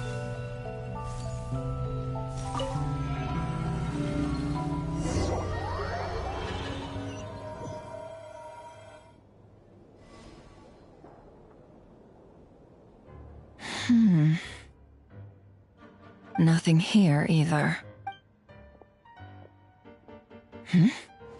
Flint's? Ah, Miss Nefer. What are you doing here? Unless... I just spoke with Itlua about arrangements for the search and came for a walk nearby. As for you, why would... It appears we think along similar lines. And neither of us likes to... As well as figuring out how to gather intel on the Traveler, I wanted to confirm some of my own suspicions. Also, we'll need to bring a lot of force to bear against Ettore, even if we're only looking to rescue the Traveler. We can't leave. You don't think Columbina perished either, do you? I'm merely considering the possibility that she survived, just as you are. How much can we really know about a deity like her anyway? Do you remember what she said on Moon Prayer Night? About using moonlight to send messages to us? Of course. I think that's why we're both here. Where have you checked so far? I've been focusing on the outdoors. Anywhere the moonlight shines. I checked most of Nasha Town, but didn't find anything. I checked the Curatorium of Secrets, and a few rooms where I thought I might find some leads. But no luck here either. The only places I haven't looked yet are the rooms in the flagship. But process of elimination isn't the only thing that brought me here. Oh, really? What? After all that build-up, our mystery ally never showed up even once! Huh? Am I imagining things?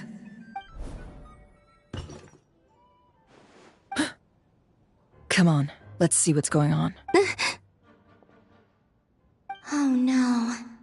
I knocked over a vase as soon as I came in.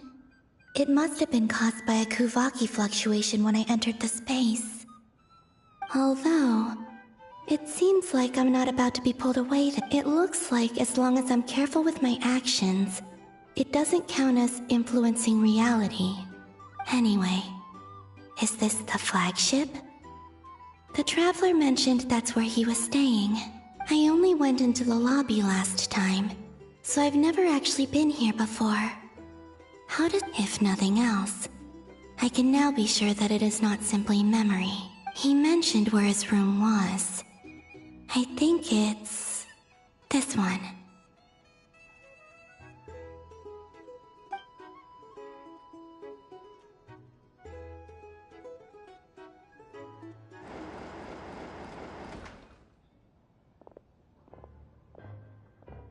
The door is closed. But if this is anything like when I disappeared, then maybe...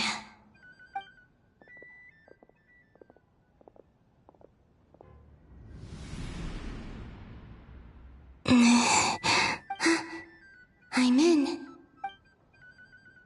He and Paimon aren't here at the moment.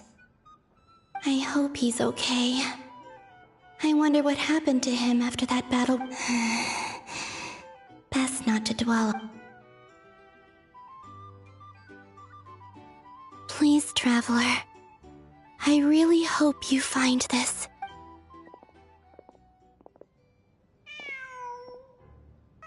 Huh. Just a cat. Nothing else here strikes me as noteworthy. Didn't you stay here for a couple of nights once? Before Rarir showed himself, yes. It's also where the Did you notice anything unusual during... I remember thinking how much noisier the flagship is at night compared to the graveyard. The Traveler and Paimon were most... This is where they've been staying, yes? Over here? That's right.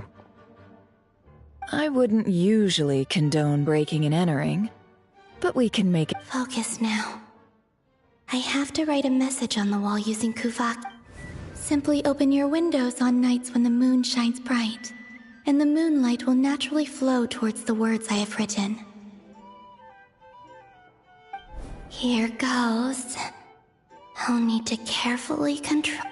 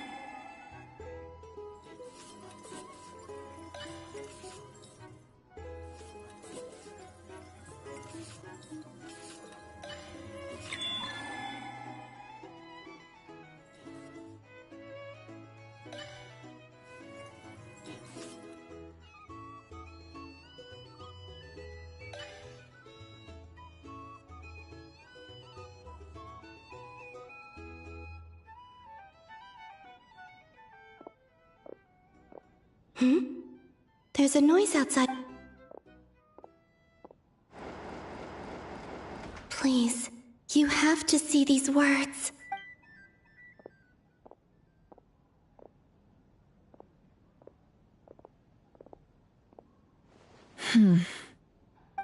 Well, do you sense anything? Unfortunately, no.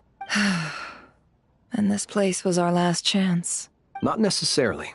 We've only looked in Nasha Town so far. Miss Columbina said she would leave messages at her friends' dwellings. It's still worth checking where Miss Lauma lives and where I live. Let's try and make some time to look into those then.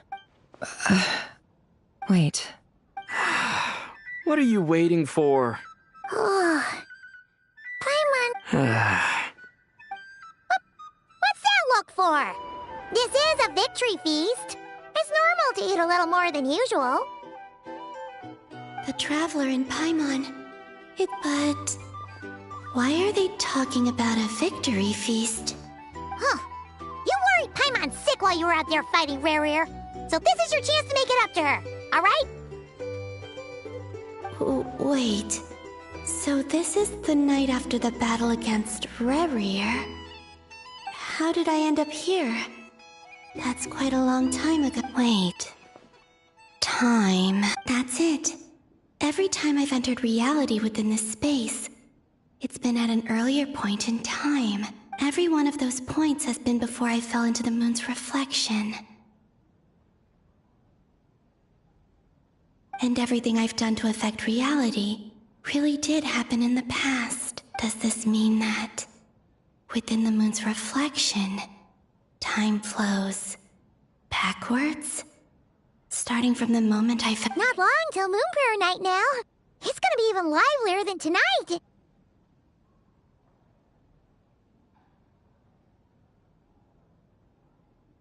Although, it's gonna be sad saying goodbye to the damselette. She seems like a really nice person. Paimon. No, I can't.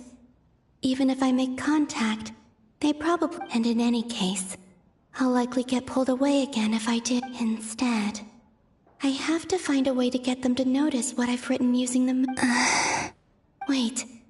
Even I hadn't thought of doing that before Moon Prayer Night. They'd never conceive of that possibility. Is there truly no other way? Don't lose heart. We'll find a way somehow. Huh? Oh, you say that, but the Frost Moon is beyond the fall sky. If we wanted to go visit her, how would we make it through to the other side? We might not have all the answers now, but I'm sure we'll find a way one day. Huh. Guess someone's gotta be the present. The future. That's right. There are still things— What's your plan? Flint's, when you were staying next door, did you ever open the window? No. The rooms here are dark and damp, and there's such a buildup of dust on the windows that the moonlight can't even get in. I didn't think it was worth the trouble. The moonlight? I think I see where you're going. One moment. I'll see if the owner is available. Don't bother. Time is of the essence.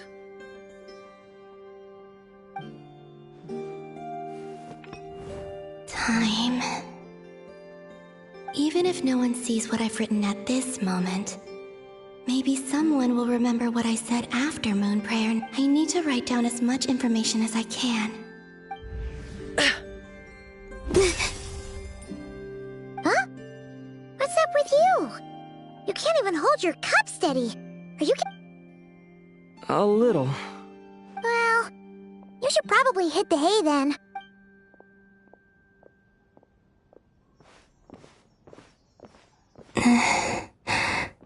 You truly have.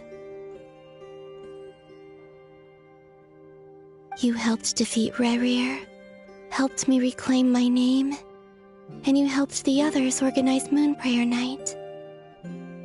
Wherever you are right now, I'm sure you're still fighting against the injustices of fate. This is all I can leave for them.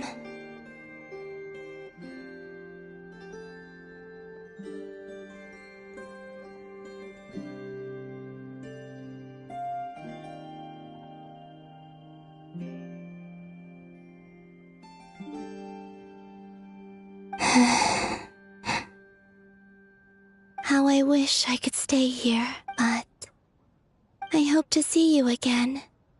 And if the opportunity presents itself. I will surely return to your side.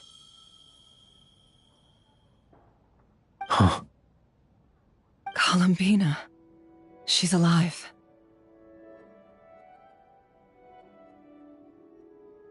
Not only that, but she's left us an entire wall's worth of clues. She even wrote down what would happen on Moon Prayer Night. It's just a shame we found it too late.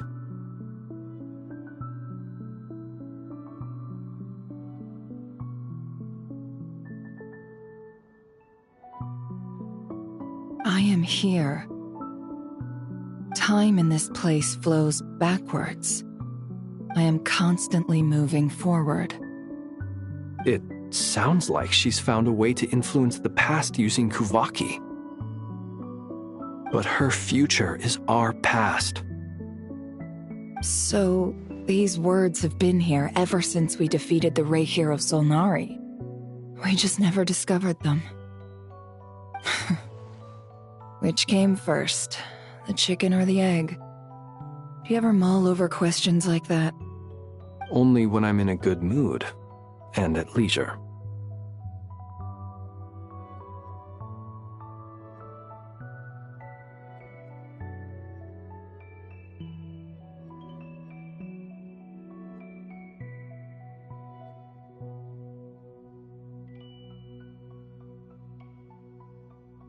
Well, I never do.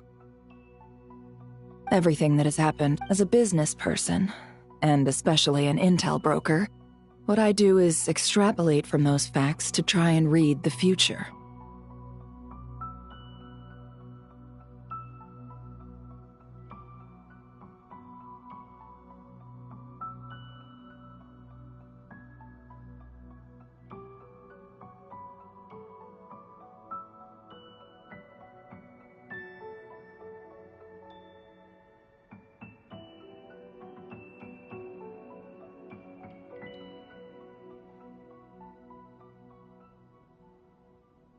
An admirable philosophy.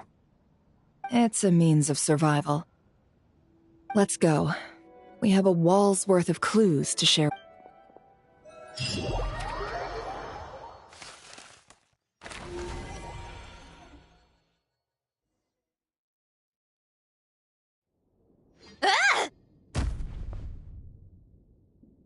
It appears that the doctor's energy signature has changed to something similar to Kuvaki.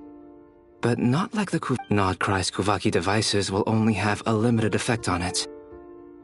I can see why you've chosen to place your hopes in alchemy instead. Also, I must say these books are rather profound. My subordinates just shipped them in from Fontaine. Some of them are from the Narcissenkreuz Ordo. Some are incident reports from Petrichor, and then there's a few test reports for these junk machines.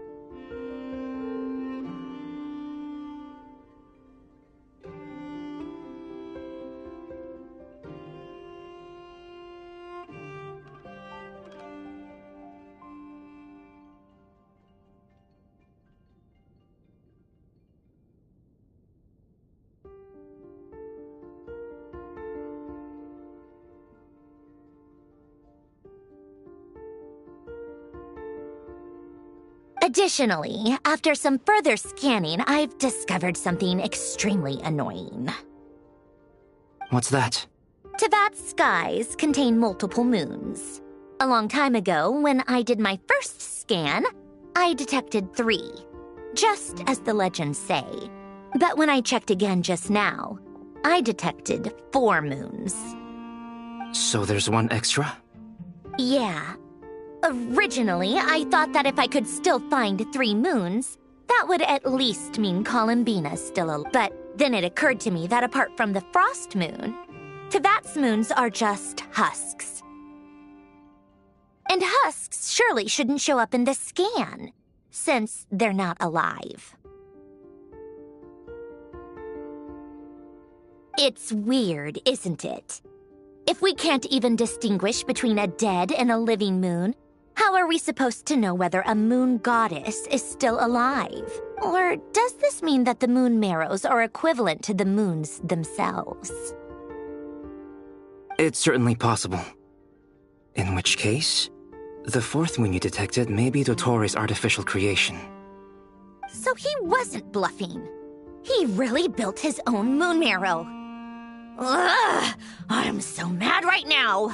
It's easy to get overwhelmed when you have too much on your plate. Maybe you need to relax. Perhaps try going for a walk. Or... Nothing can calm me down at a time like this. I need more time, and I need progress.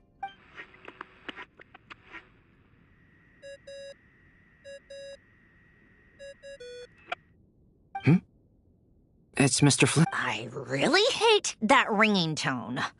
Ugh. First the 4 orthants of the Narcissenkreuz, then moon marrows. Now what? Oh, sorry if we're disturbing you. Might I ask what's troubling you? What do you want? We're busy. Are you still at the Curatorium of Secret? Yeah. Look, everyone else is still out, so there's no hurry. Plus, I'm busy, so I would appreciate if you gave me some space. Even though we have crucial intel to share? Fine, Do you intend to share it via the Dodo communication device? Ordinarily I would, but this is a unique situation. I think it's best that we discuss it in person. See you at the Curatorium.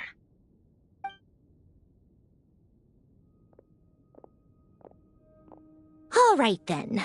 So, what's... The rest of the team is still out working on their missions and evacuations, but we've decided to fill you in on the most crucial information first. Sandrone, you were right. Columbina is most likely still alive. That's the best news we've received in a while. By a long way.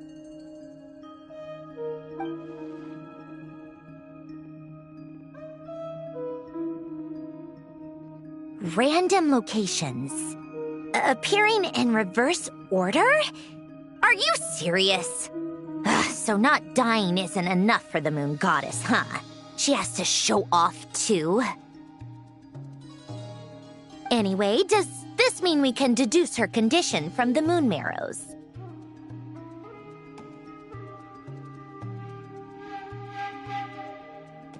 Miss Sandrone, there's nothing wrong with simply admitting that you're happy to hear the good news.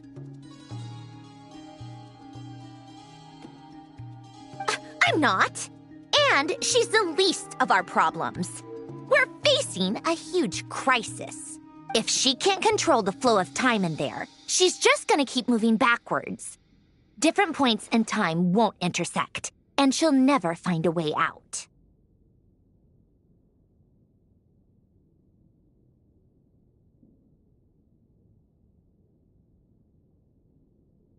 Let's say life begins with a drop of water.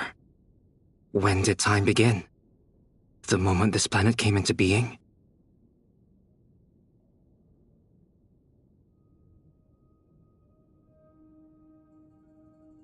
No, that's not right. Her final destination would be the moment at which the space she is in was created. But it doesn't seem like we can influence that space from the outside world. So how can we help her? Also, if she's alive, Rerir and Thelindis might be too. But as far as we know, neither of them have come back out. That space may not have an exit at all. I'm afraid I must concur with Miss Nefer in this. Can't exactly argue with that. Let's leave it there for now. I've taken notes on everything you said. Will it help with your research? I doubt it's gonna help with breaking Dotori's energy fields. But who knows when it might come in handy. Better to have it all written down than try to remember everything when I need it. All right, I need to get back to my research. Mr. Albedo has made a lot of suggestions that will require my— Sure, I'll stay here. I have things to work on.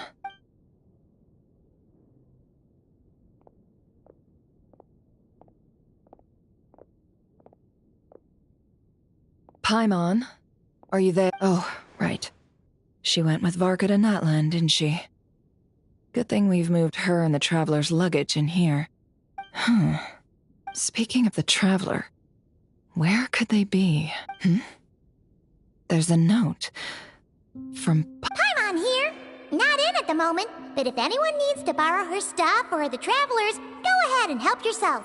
Paimon won't be mad. Also, Traveler, if you get back before Paimon, make sure to get some rest. Paimon misses you a lot, but put your health first. Well, since you offered, Paimon, don't mind if I... This is the Traveler and Paimon's luggage. All the items they use day to day are here. It's well organized. I wonder which of them is responsible for that. What do we have here?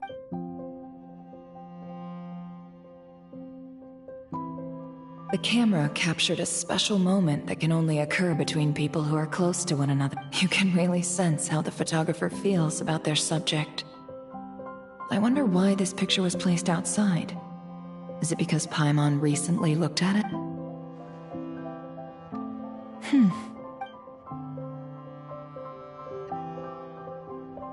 This must belong to the Traveler. Perfect. I'll use this. Hang in there. We'll find you.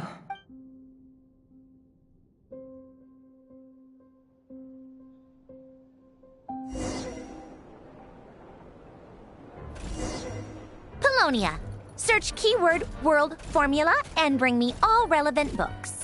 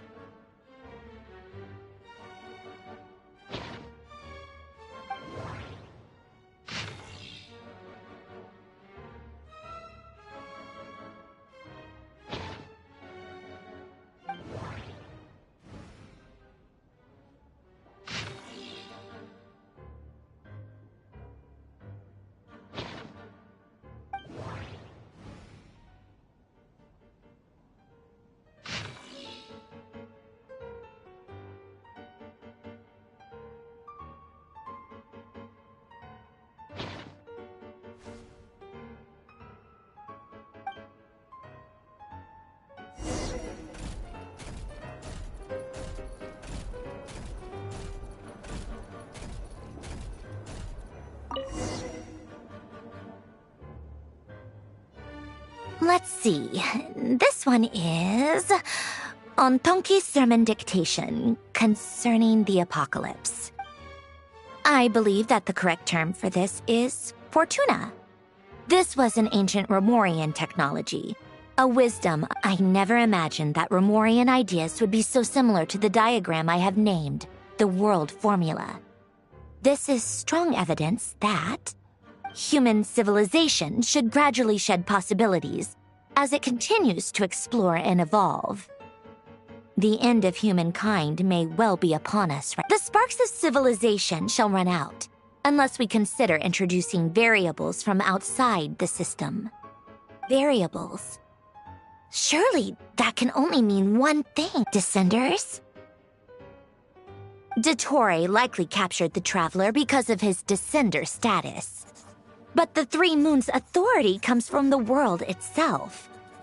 Why would Dottore need anything Where does this variable factor in?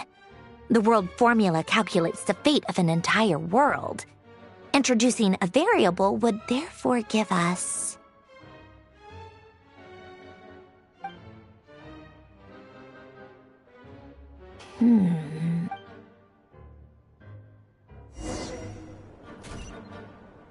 Polonia, search keyword pathway and bring me all relevant books.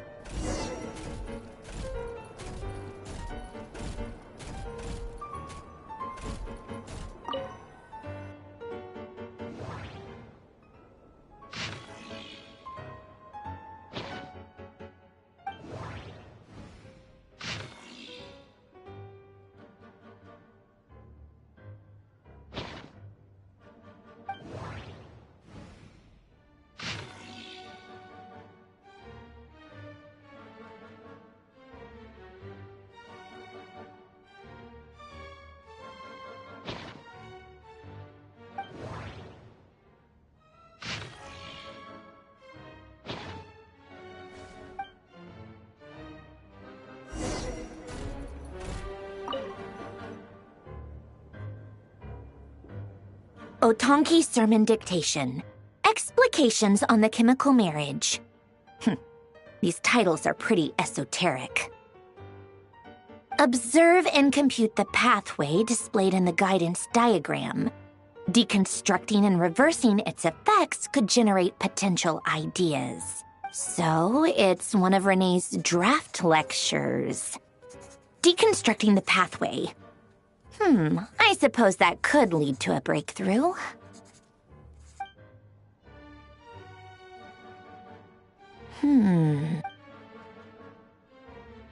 This is so long. This guy sure loves showing off his knowledge.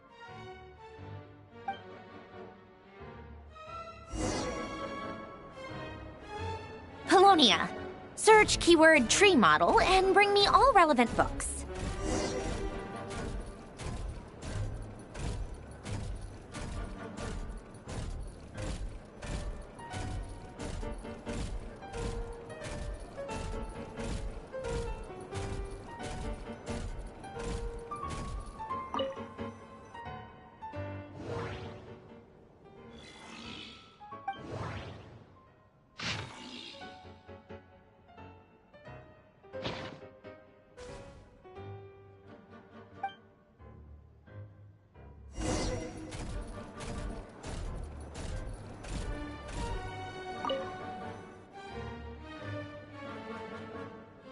Most of the experimental devices proposed by the Lilia Crucis Ordo are built based on the simple and basic logical structure of a tree model.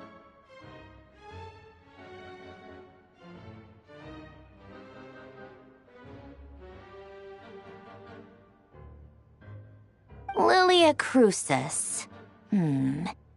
Guess they were trying to cover up the name of the Nausitzenkreuz Ordo. When Duke St. Germanus departed, he said, "It seems that there's no going back." Alas, in all other things, he is but ordinary. Excuse me? I'm sorry. That's just ridiculous. What kind? Great Detective Herlock, the alchemist and the clockwork saint? Isn't this a novel? Come on. Still, the author swears that they knew Renee well. Whatever. I guess it's not beyond the realms of possibility that Renee would say nonsense like that on occasion.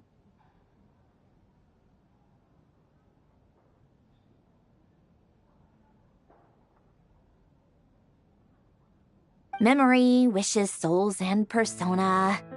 Frankly, this sounds more like occultism, but if Albedo vouches for it, I suppose there must be some alchemical basis to these texts. The way Alain Guillotin saw it, the world was comprised of machines. The universe needed machines, and thus his technologies were created. That's why I was born.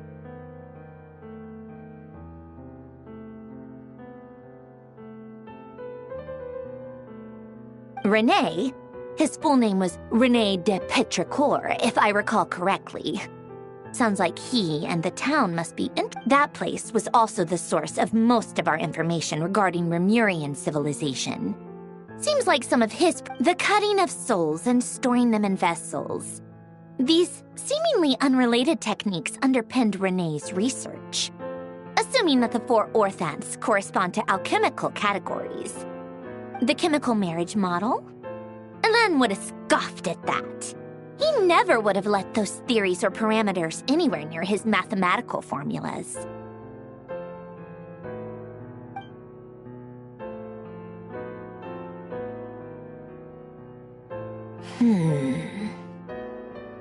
What was Elen's view on René? I know he mentioned the name. Oh, now I remember. Elen's old notes are here too. They mentioned René once. René seemed most out of sorts when he spoke to me. A lack of sweet foods has dulled his mind, I should think. Yep, that sounds like Elen. My subordinates actually did a half-decent job digging out all these materials. Makes a change. Good for them. Some of Elen's old files are completely consistent with these records. He must have gotten them from the Tower of Gestalt. I never knew he got his hands on René's records that early. He may have kept them, but he never even attempted to use them. Didn't believe a word they said. Come to think of it, René's world formula was filled with calculations of constants. That shows he believed that the fate of the world to be predetermined. As for Elen... it's been too long. I forget what he said. What would he have said? A guy like him, fervent believer in machines, but not headstrong enough. The world can be changed. It is worth persevering. He created that procedure to save this world. Yet the scale of the world's fate proved too enormous. The result was beyond. He died having never seen the outcome. And did you really never take a close look at René's research? Or did you read it, but deem his philosophy incompatible with the very thought of trying to incorporate his ideas probably made you feel sick to the stomach? Well, you once asked me what I wished for. Should have asked him instead. He's the one pining for things you'd...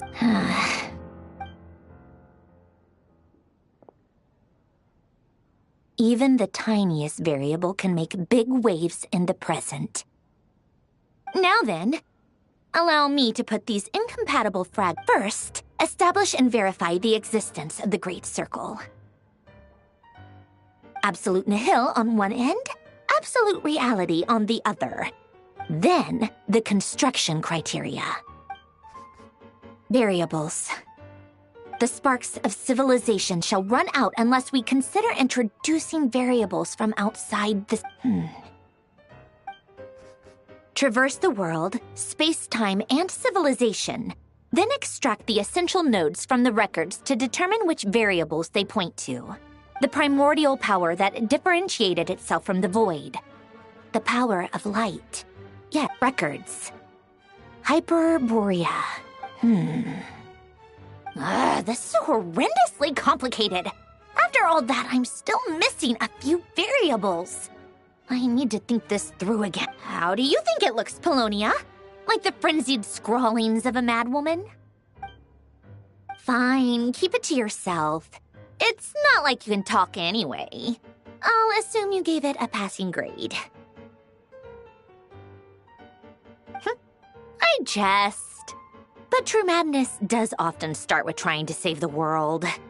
What would Arlecchino and Columbina think if they saw this incomprehensible hen scratch?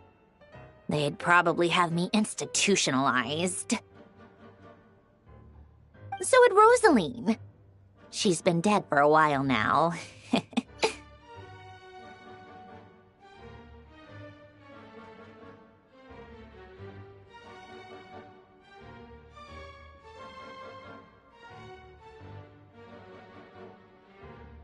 When I close my eyes and think back, I can still see her face.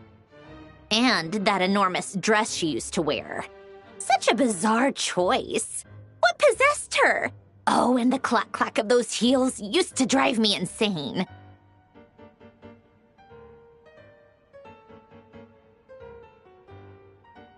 No one's asking me, obviously, but I hope you all know that I never wanted to save the world. I'm not crazy. I don't have delusional ambitions, and that's a clinical fact. The world needs a solution, but I don't need the world's validation. It's the world begging me for answers, not the other way around.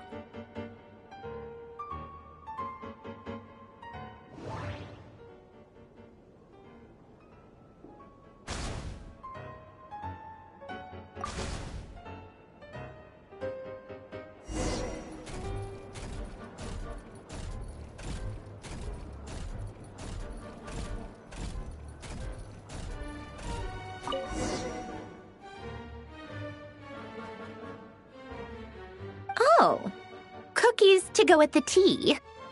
Let's see. They must be from that person who brought those documents. I see they're from Hotel de Boer. Something's written on the box. We are proud to present this homage to the Fortress of Maripede's fun-filled meal collection system. Fortune cookies. Have a lucky start to your day. Sounds like a dumb gimmick to me. Be early to bed and early to rise. Get plenty of sun and drink plenty of... What? Are you kidding me? Somehow I doubt that an early night and a glass of water is magically gonna save a world on the brink of existential peril.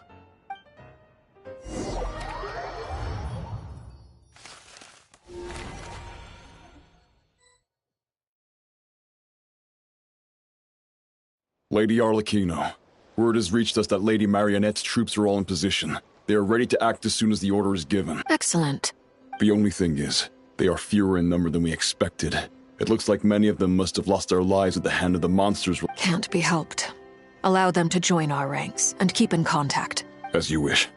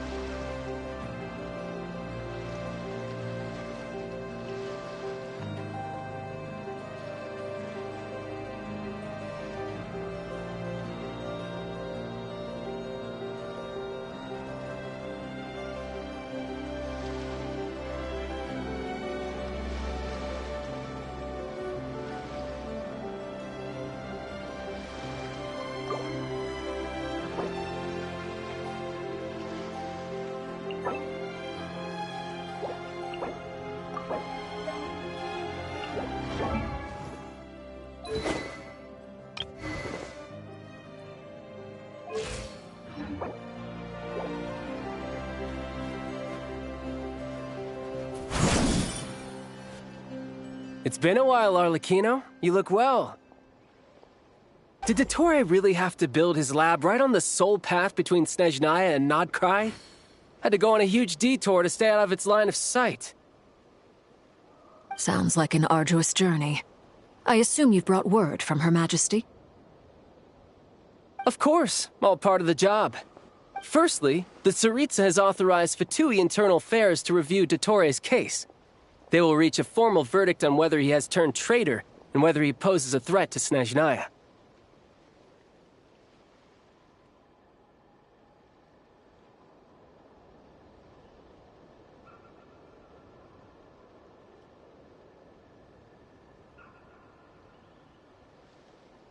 While they're working on that, I've been ordered to come and receive the refugees from Nodcry. They are nearby. My team will escort you to them shortly. Great. Aside from that, Her Majesty has a message for you and Sandrone personally. Huh? Where is She stayed behind to work since I was making the trip anyway.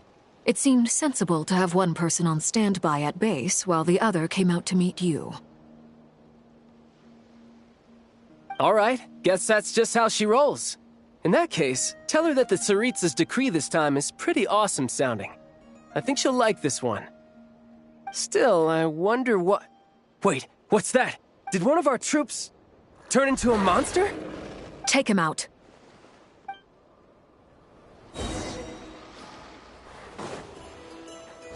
Laid bare. Riptide! You're mine! Who's next?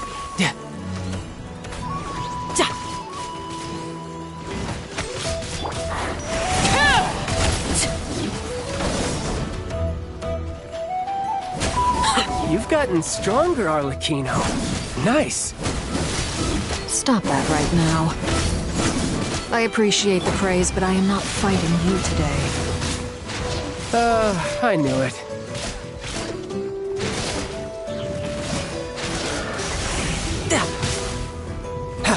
Bring it on.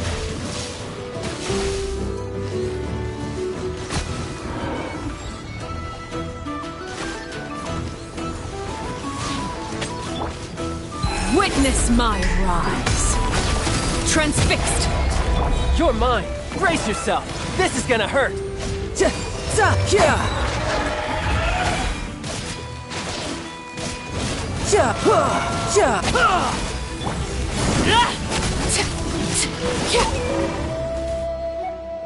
I can't believe it. He was a living, breathing human one moment. Another fine piece of work by our dear colleague. What in the world has been going on in Nodcry? A lot. But long story short, Dottore stole 2 moon marrows that should have belonged to Columbina, then built a 3rd moon marrow of his own to concentrate the Trilunar Authority in his hands. What? What do you mean he built a moon marrow? People build roads and houses, not moon marrows. What's his next DIY project? He's gonna build a god? You could stand to be less surprised. We are harbingers. The work we are engaged in makes the creation of gods seem mundane by comparison. I tell everyone who asks that you once crossed swords with Rex Lapis while serving as a key supporter for Rosaline's plan. But right now, you're acting like a common adventurer.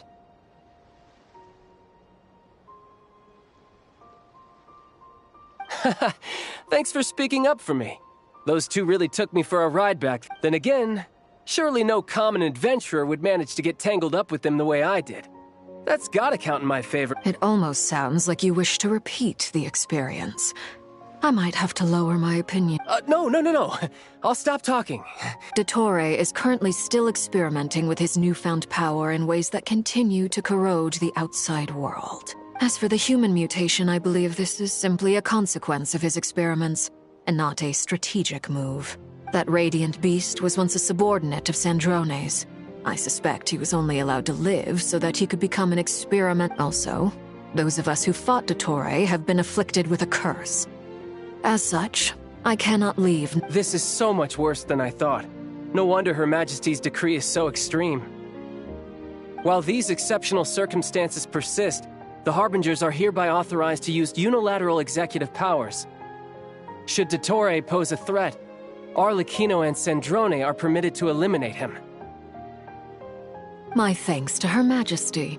I will pass these good tidings on to Sandrone.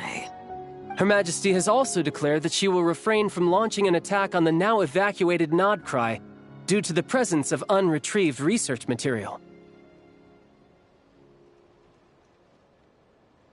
A wise decision. By the way, how's my old partner doing? I'm assuming they're with you? Partner? You mean the Traveler? I'm afraid I have bad news.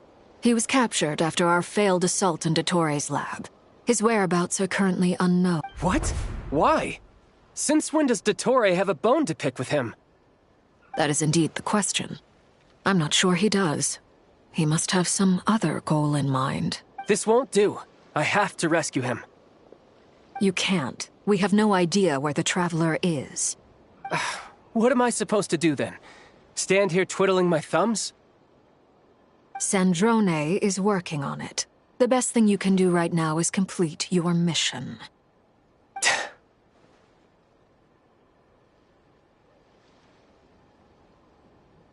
Fine. I guess I'll leave this to you then. One last thing. Tell the Rooster to get the message out to the gods and citizens of every nation in Teyvat. Beware. An uncontrollable pollution is spreading forth from Nodcry. The source of that pollution is a madman drunk on the success of his experiments. The Fatui and our allies will endeavor to contain the threat.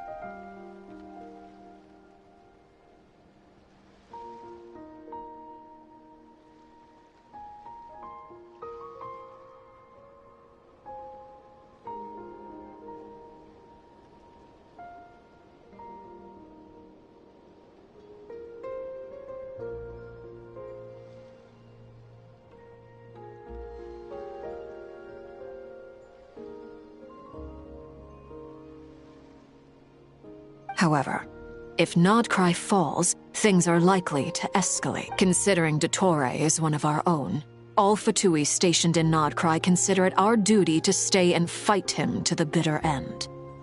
Whatever. Hey, don't be too pessimistic. If it comes to it, I'm sure Her Majesty won't stand by and do nothing. I hope you're right.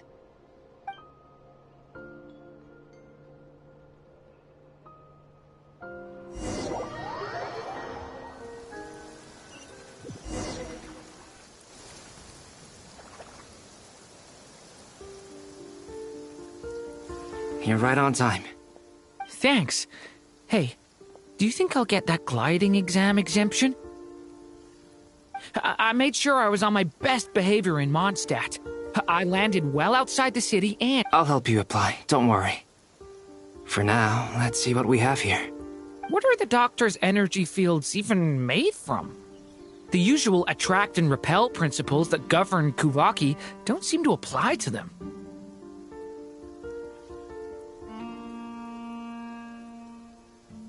They are very mysterious, but ultimately, they appear to be comprised of energies from the three. Thanks to research by Master and the Hexen Circle, we know that Teyvat's 7 elements are derived from the more primordial power of the Light Realm, which is antagonistic with the power of the Void Realm.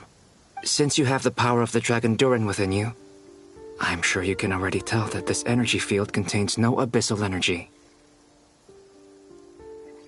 That's true.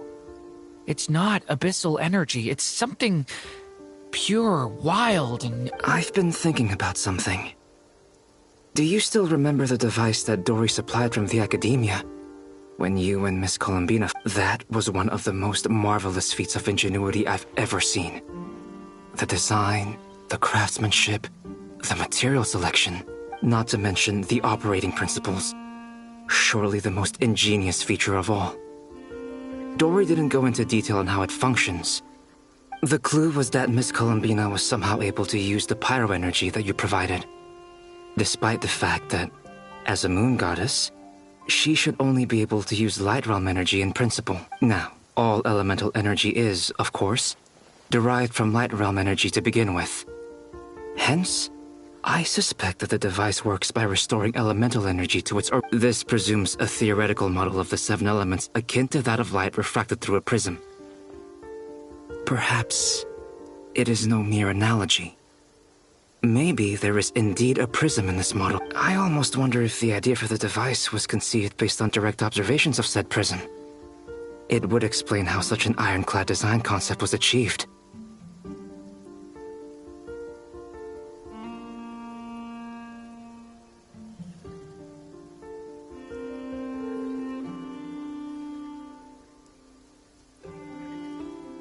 It is at once a masterwork of engineering and a groundbreaking application of the Academia's... I suspect only Lesser Lord Kusanali herself could have devised such an ambitious technology. But back to the energy field before us. If this is pure light realm energy, its relation to elemental energy is one of integration versus division. Or you could say that the former contains the latter. Could this mean that elemental energy can dilute the power of... Should we give it a try? We should.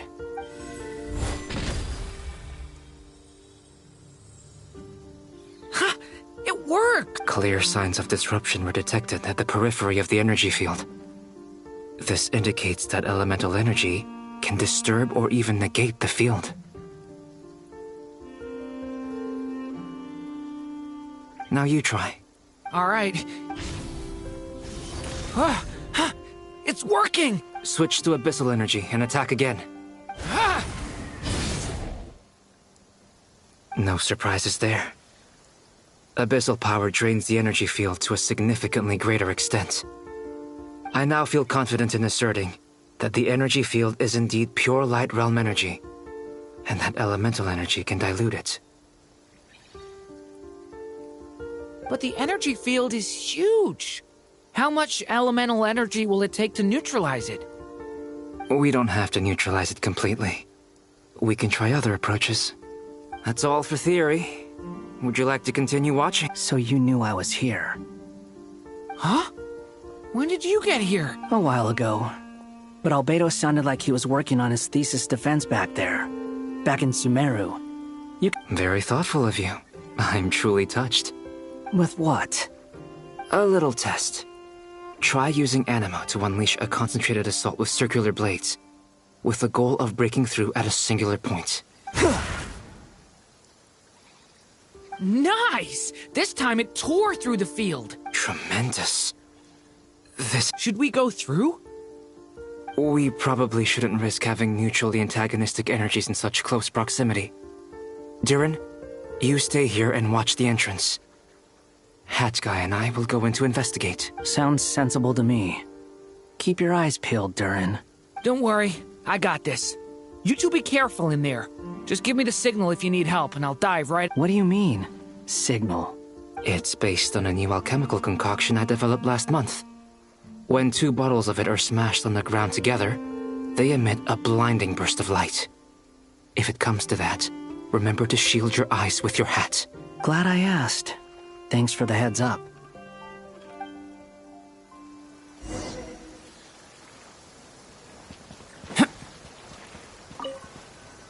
Like I thought.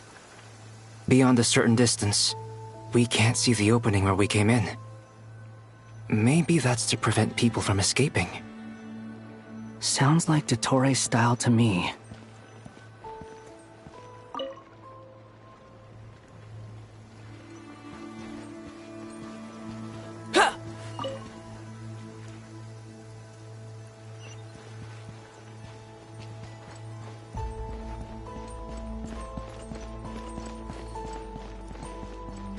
Not much has changed. Things are basically the same here as they... They have no heartbeat and they're not breathing. We can only assume they're dead. But there are no visible wounds. Also, there's an animal squatting next to each body. It's watching us. That's not an animal's gaze. What are you trying to tell us? Doesn't seem eager to talk. I guess maybe it's just an animal after all. Let's keep looking around.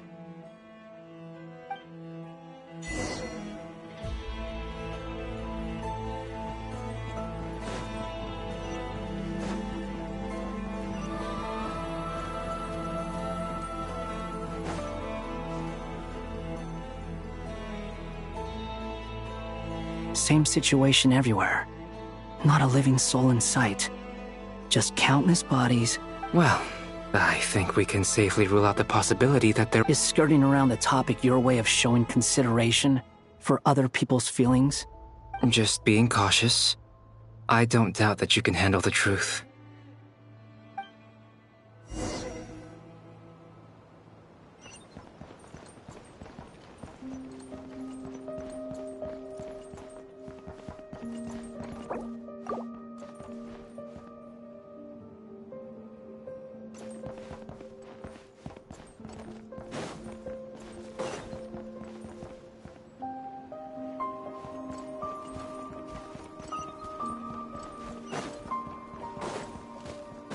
Careful. Please, help us. Please. Over there, I hear a voice.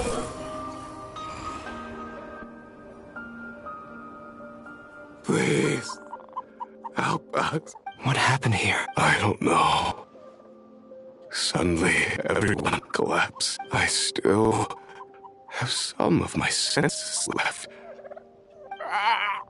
It looks like there's a huge experiment going on inside this energy field. Maybe each energy field is its own giant experiment. He's swapping human minds with those of animals. Even without the other circumstances, this would be an extremely radical experiment. Those people may have lost their sense of selves, but they are not fully animals either. If they were, they would have left. But instead, their instincts are driving them to remain by their dead bodies. We should go. No sense in... Agreed.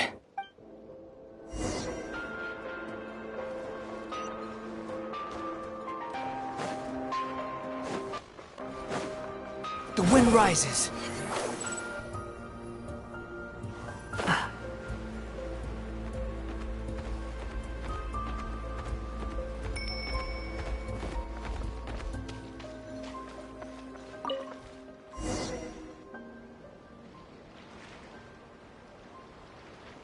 You're back!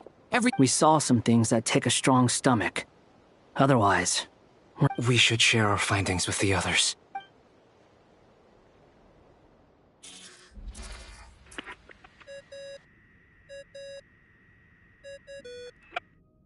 Yes? Who is it?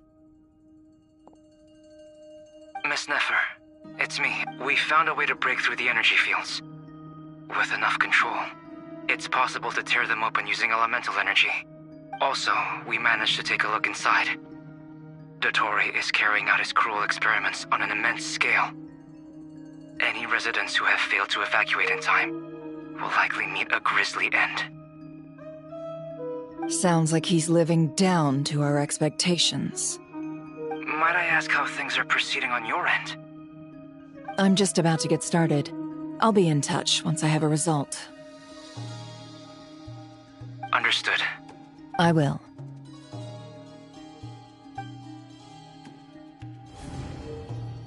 Well, Nefer, I'll link up with you once my tasks are What makes you think I'd need you to do? I'll need it. And considering the way you approach certain matters, I think you'll be better off with me present.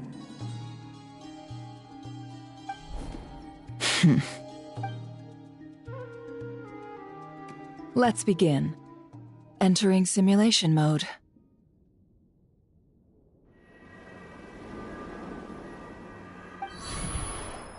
A vast wasteland. Is this the Traveler's inner world? I was expecting something more vibrant, to be honest. Wait, someone's there. What are you looking at? In that case, I'll look at it with you. I want to know all about everything you've seen and experienced.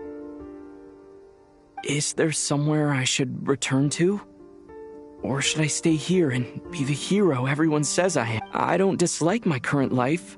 Roaming the land, fighting battles, accomplishing missions, earning a living, looking after Paimon. It's not... I guess the only thing that's missing is that you're not here with me. This is the conscious layer, which contains a person's true feelings. It is filled with both longing and kindness. I suppose anyone who lives long enough ends up wishing for someone who can't be there. Maybe it's the only way we can feel truly alive. Time to delve a little deeper.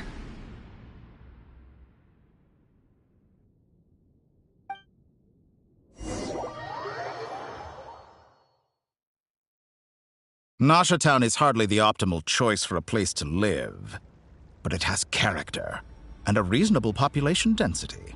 What are you trying to say? Oh, don't be nervous. I was just thinking where might make a good starting point for your journey. Perhaps I should send you further afield. Conria, perhaps. Conria ceased to exist long ago. Once again, you fail to understand the possibilities that the Tri-Lune creates. Anything that has existed in the past, I can now recreate. You simply do not wish to see that happen. That might be because you miss your sibling and fear getting answers that you are not ready to learn. But this is not for me to judge. If we are to collaborate, we need to maintain an amicable relationship. In a moment, you will be... Oh no. What are you...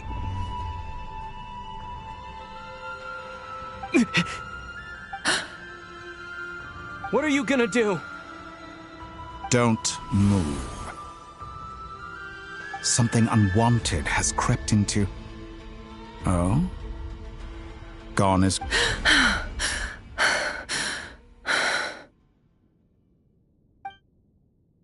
Did you save me? If I hadn't cut the connection, Dottore might have caught you from the other side and destroyed you. This was a good idea, but once is plenty. You were exceptionally brave. Excellent work. Thanks, but now's not the time for that.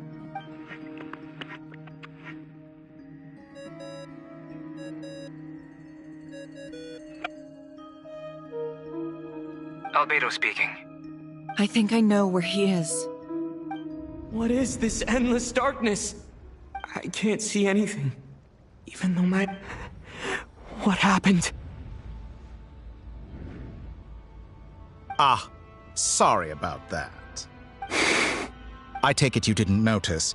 Just now, a friend of yours took a little peek into your mind. Could it be Nefer? How did she do it? Did she use something as a medium to connect? Do you think she's aware of your current circumstances? Oh dear. Have I stunned you into silence?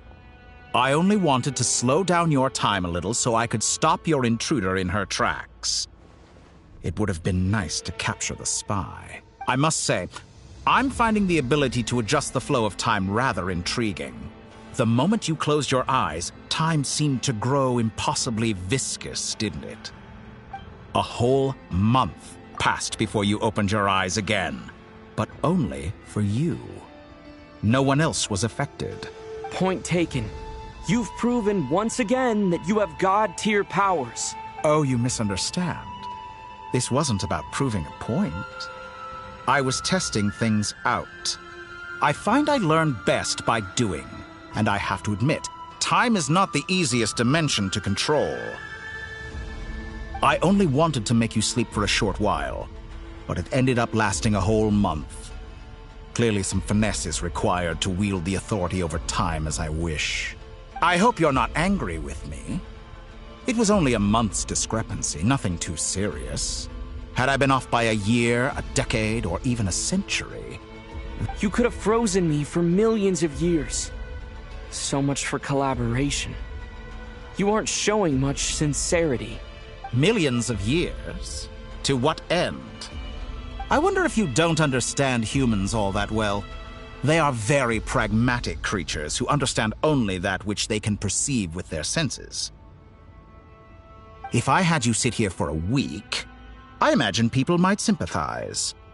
But if I left you here for 100, 1,000, or 10,000 years, the sheer size of that number would cause it to lose all meaning to them. They would not have the capacity to comprehend your suffering, and thus they could not empathize. Unfortunately, while gods do exist in Tevat, it is ordinary humans that account for most of the population. Their lifespans are so limited, their bodies so fragile. Did you ever really hope that they could begin to... Your long life and unique origins make you fundamentally different from them. How long will it be before they start to treat you like the alien you are? Before you are ostracized? Alien? Even I feel bad for you sometimes.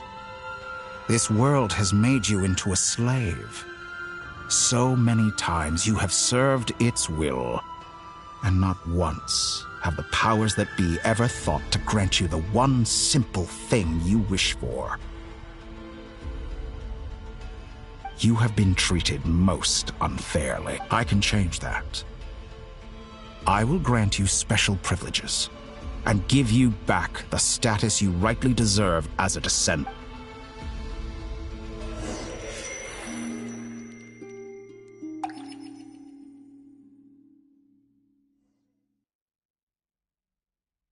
I've entered the past 3 times at this point, but for instance, beyond each point being further back in time than the last, what determines this so far? The common thread linking all 3 scenarios is that the Traveler has been present, but it's more than that. I know I sensed something familiar around him. What was it?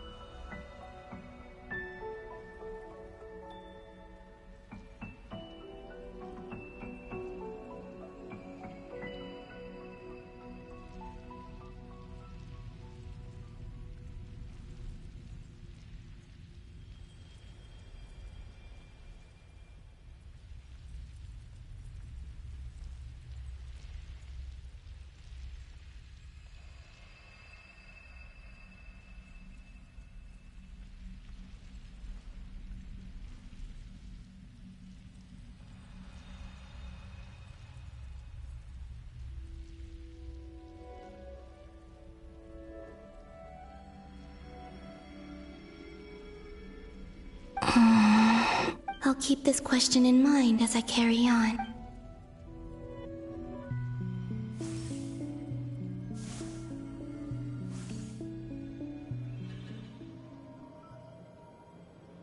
Humans, you never change. Always trying to use power. This looks like Star Sand Shoal. Was this before Rerir regained his physical form? You've messed with the cannon again, huh? The cannon.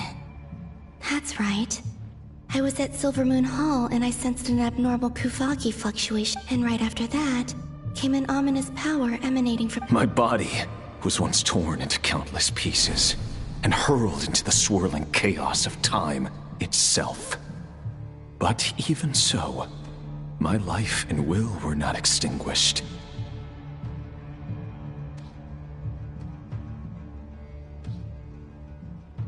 I wonder if I could try to prevent his resurrection. But how would I do it? What can I do, here and now? Traveler, behind you! Look at that light!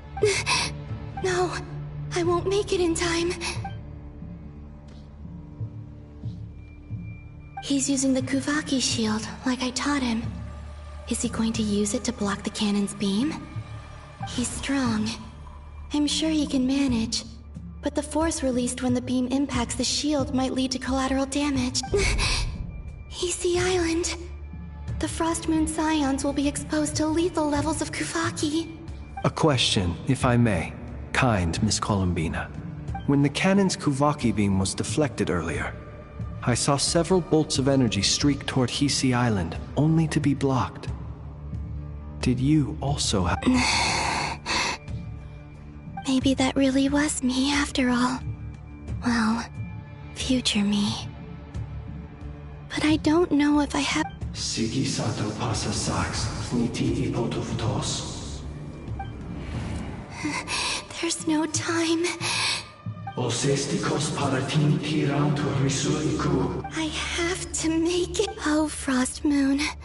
Oh, great land. Oh, slumbering moon. If you can hear me, if you can sense my call, then please, heed me once more!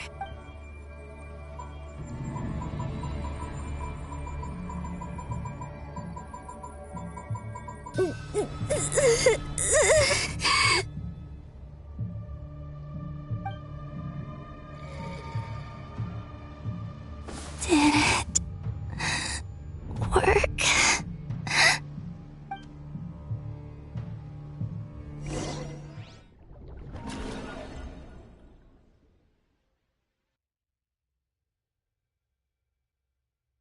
Hey, wake up. Hey, did you hear me? Columbina, I said... Oh, good morning, Sandrona. It's 3 in the afternoon, actually. And could you kindly not use my quarters as your personal nap room next time?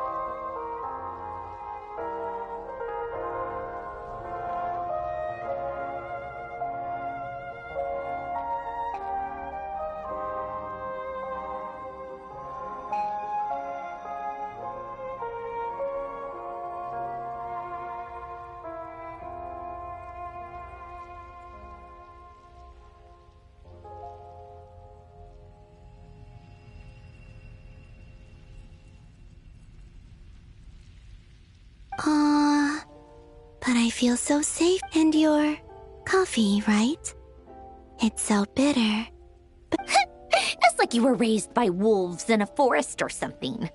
What did you drink growing up? Grass tea? The Frost Moon Scions certainly led a more frugal existence than the Fatui. Then I'll bet you've never eaten one of these before. It smells delicious.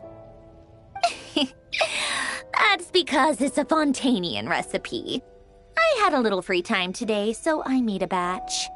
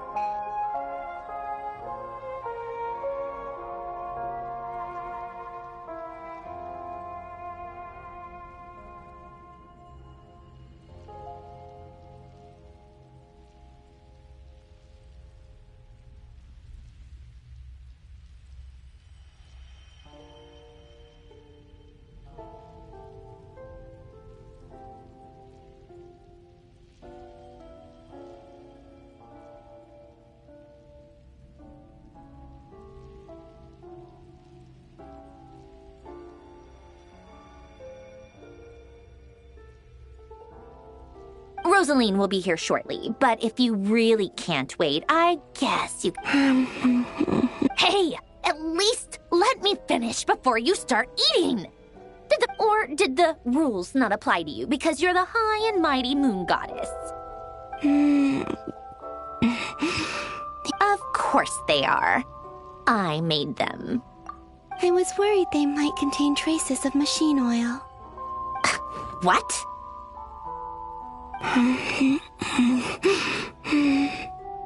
You know, there's something I've always wanted to ask you. Why did you leave your old home and join the Fatui? I mean, I'm sure their food was awful. But there's gotta be more to it than that. Well, life there didn't go quite how I imagined.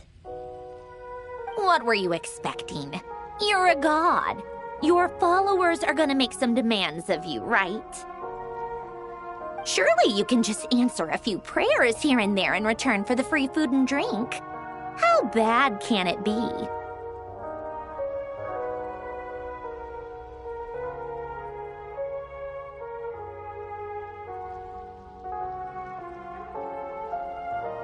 Well, would you help other people just for free food and drink? The doctor told me that you were created by a great mechanic, Lord something Fisher. The Lord Artificer. Ugh, some people can't keep their mouths shut. Oh, Lord Artificer. And didn't he have something to do with the, narcissist?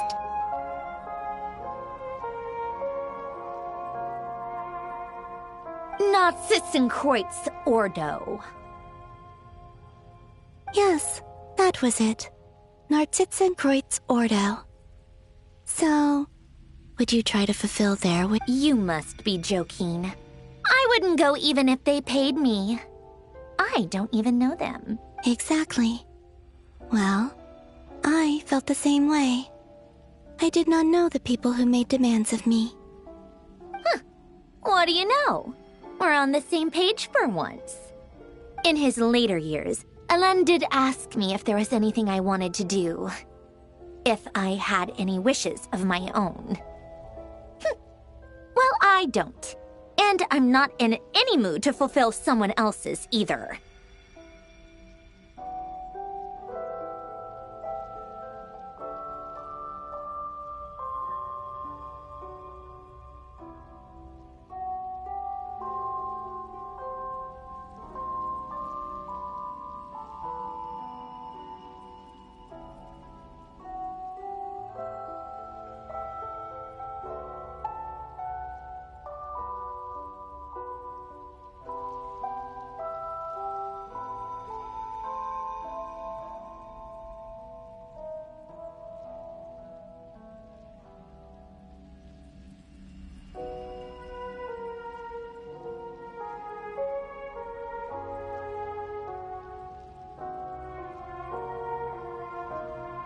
Who's Alain?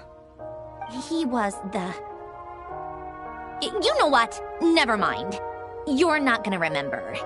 Anyway, the point I'm trying to make is, neither of us is the self-sac... Let me ask you this. What sort of place would you like to live in, if you could choose? A place where people don't ask me for things I cannot give them. Where they don't worship me, or fear me, but just want to chat with me like a normal person. I'd also like the freedom to come and go as I please. And ideally, it would be somewhere with the smell of coffee and snacks. Not to burst your bubble, but no such place exists in the world. Now, take your snacks and scram.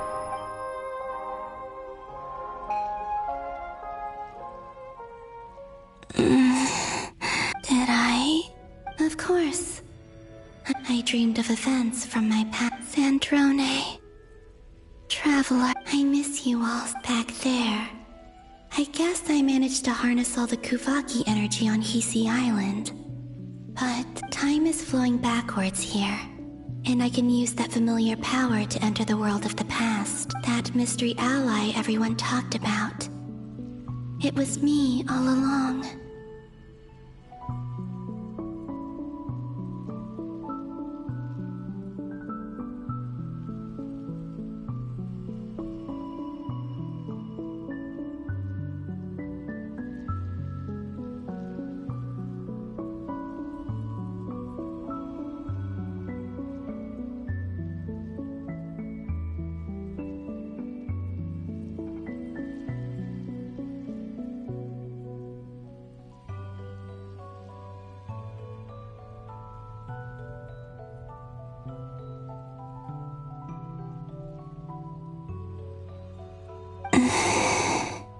I can sense that there isn't much more power remaining. What lies at the end of all of this? And will I...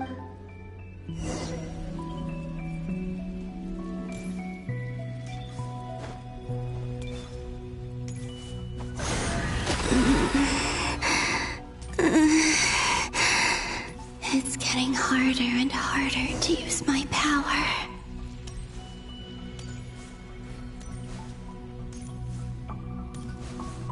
I'm no match for the Abyss in this state. I need to avoid the contaminated fragments.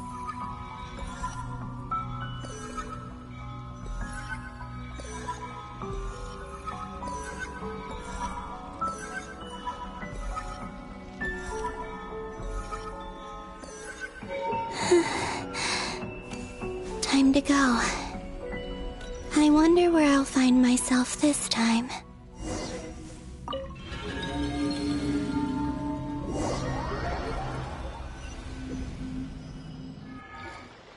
The Final Night Cemetery. This is where Flint's is based.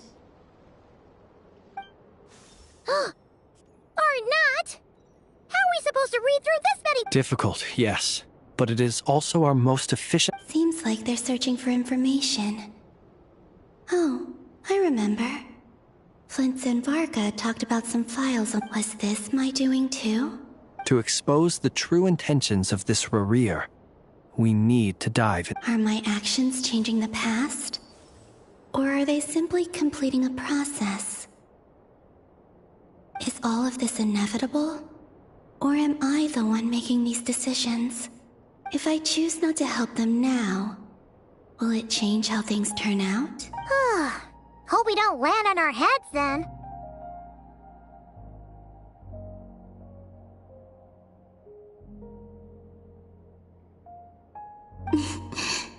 They're my friends. I can't not help them.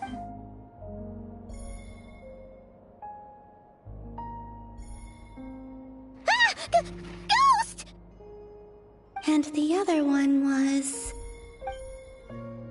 Hey! Another file's moving!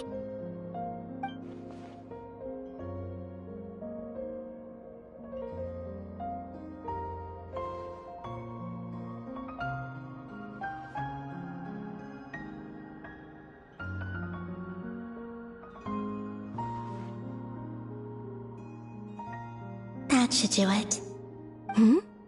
Luanatar? You can sense my presence. Wait!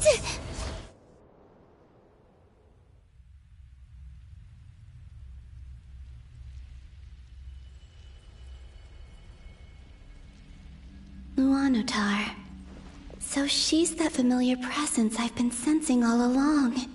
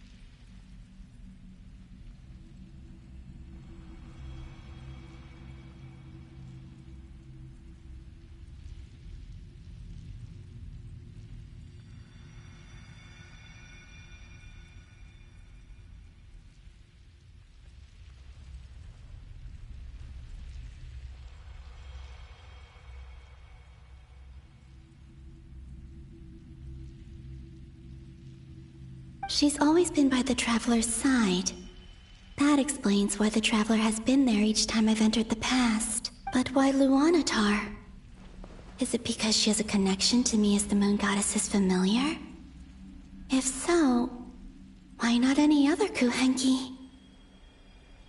That's...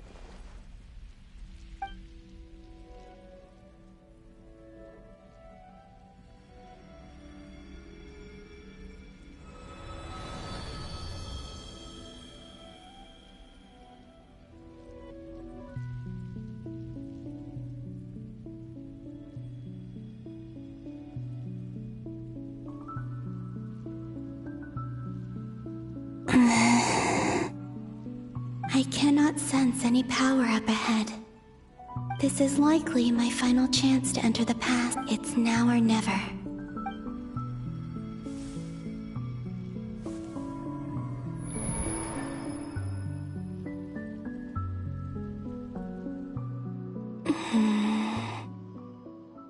Hisi Island? How far back in time? Where's Luanatar? I can't... Seeing Inaba and Aino reunited like that, sure... No. Stay calm. I don't have much power left to change things. Think, Columbina. A way back... to where?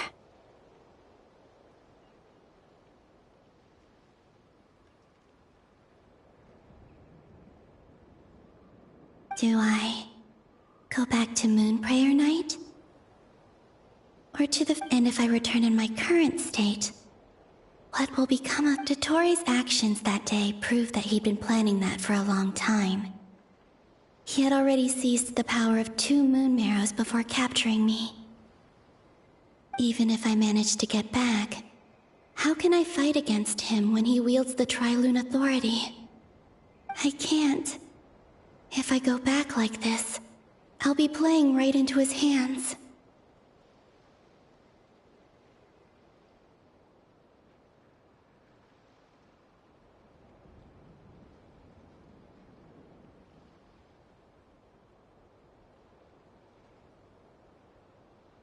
I have to find some way of rivaling the power he has usurped.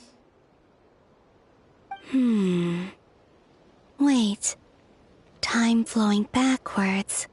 The Tri-Lune Authority. Does that mean... I know what I must do. Speaking of homes, we must already be close to where the Frost Moon Scions live. The vibe here feels different. But how do I communicate my plan to my... Should I write it down here? No. Someone else... I need something with a close connection to me. Something I can use as a medium to tell them what's happened. Now it makes sense.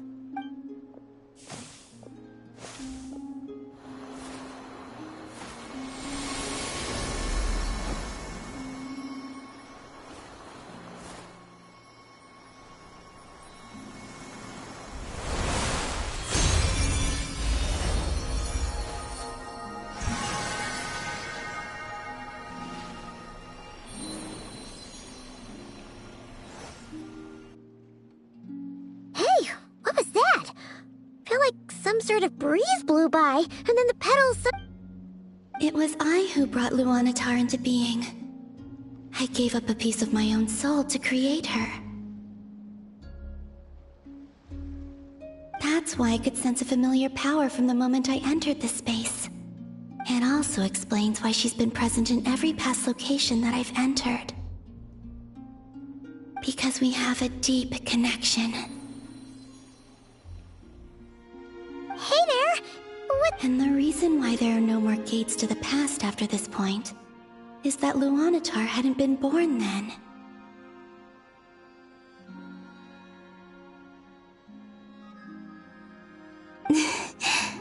No wonder I sensed the trace of a blessing when we first met.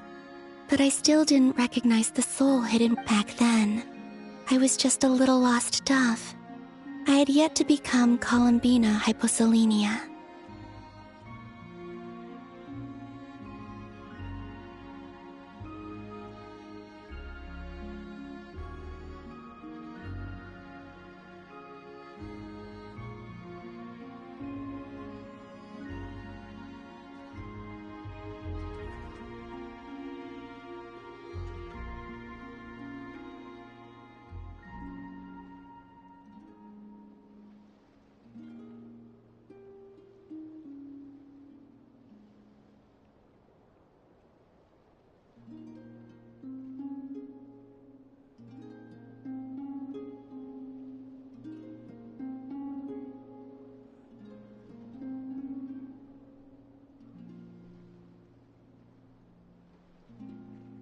Go on.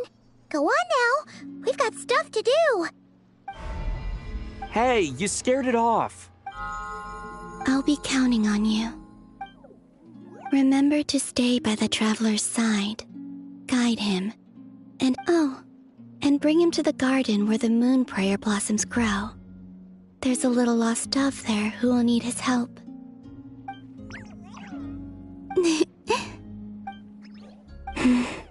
You too.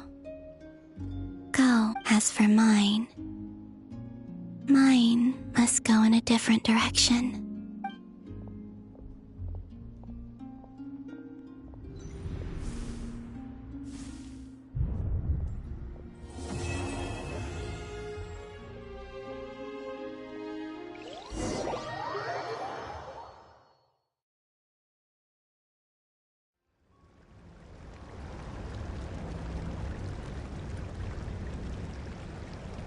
How would you like to experience the thrill of never being held accountable for your actions?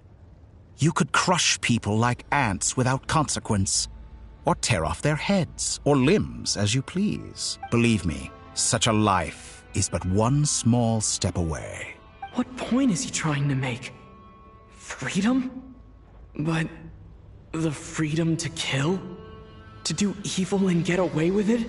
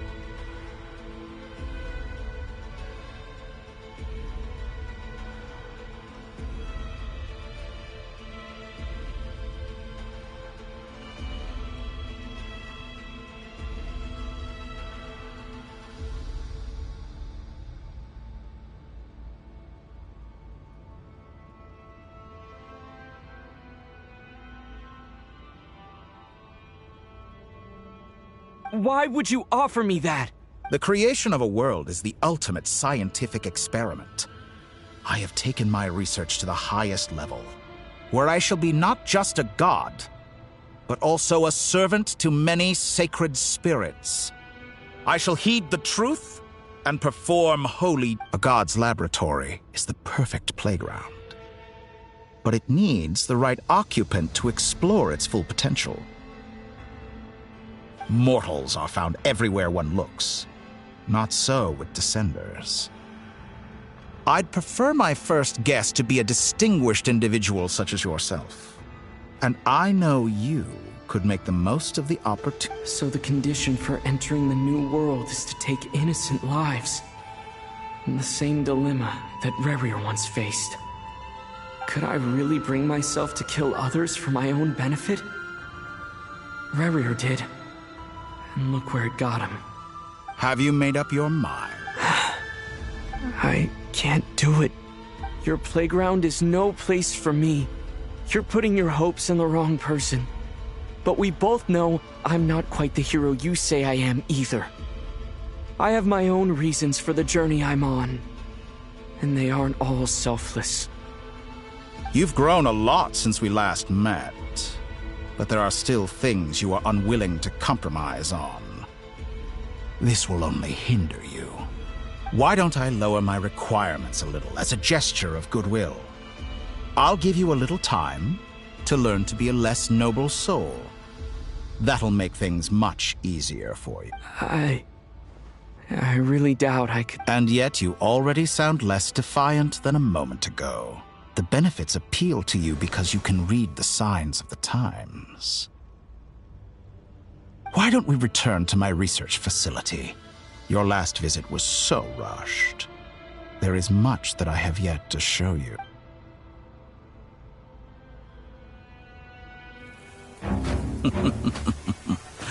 Now to that question,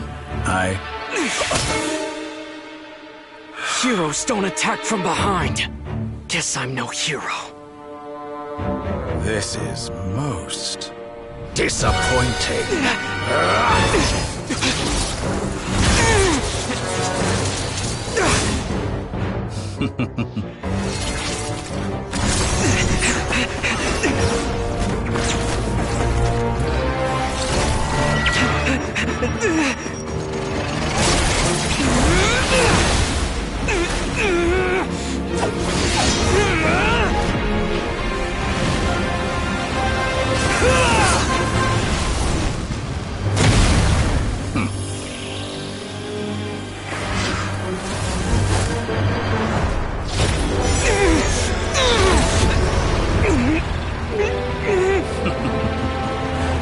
Now then.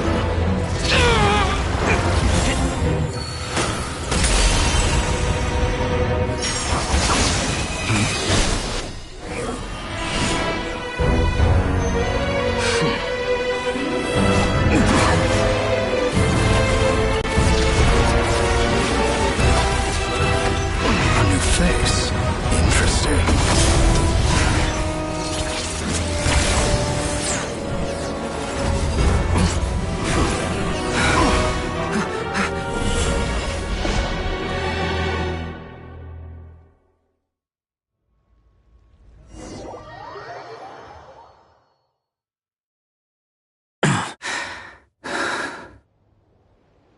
You're still gonna call me Hack Guy after that, huh? I didn't see anyone else in there who needed saving.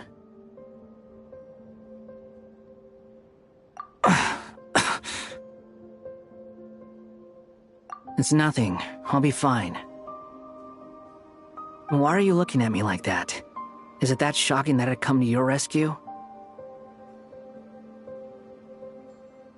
I owed you a favor back in Sumeru. Now we're even. Distracting Dotori was tough. I won't lie. He's not gonna fall for the same trick twice. That was my one shot. I'd hoped to use it to take him out. Ugh. I never wanted to obliterate someone more than I do right now.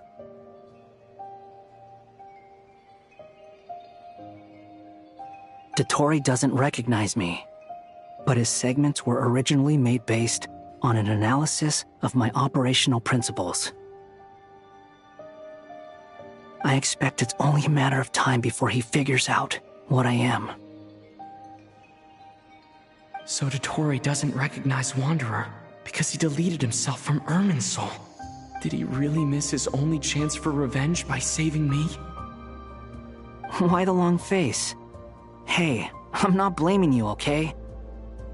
And I'm not complaining either. Rescuing you and killing Dotori are equally important. Everyone would be pretty stuck without you. It's best you live to fight another day. How are you holding up? Are you alright? Hat Guy said to put safety first, so we agreed to run as far away as we could after leaving the energy field, and only meet up once it was safe. You don't look injured. It seems that Dotori didn't do anything to you. Alright. Rescue operation complete. There's a lot more work to be done.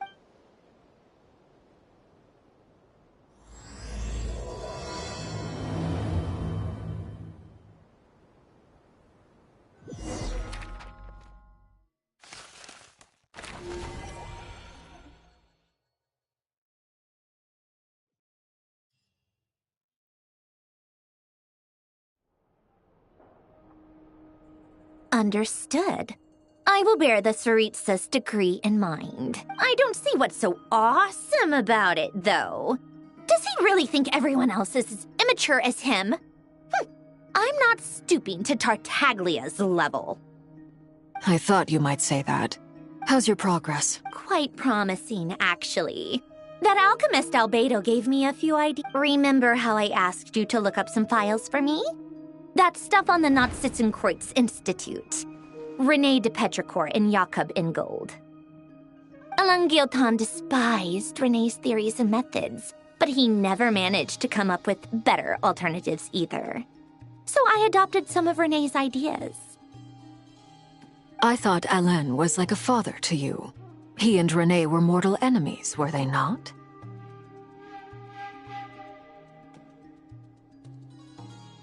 And what would you say if Lenny and his friends one day learned something useful from someone you utterly detested?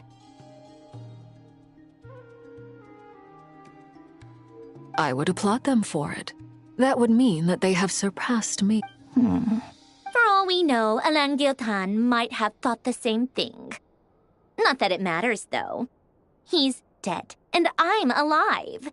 So it's my call to make. Once you die, it doesn't matter how great you were in life. Only the living get to decide what happens next.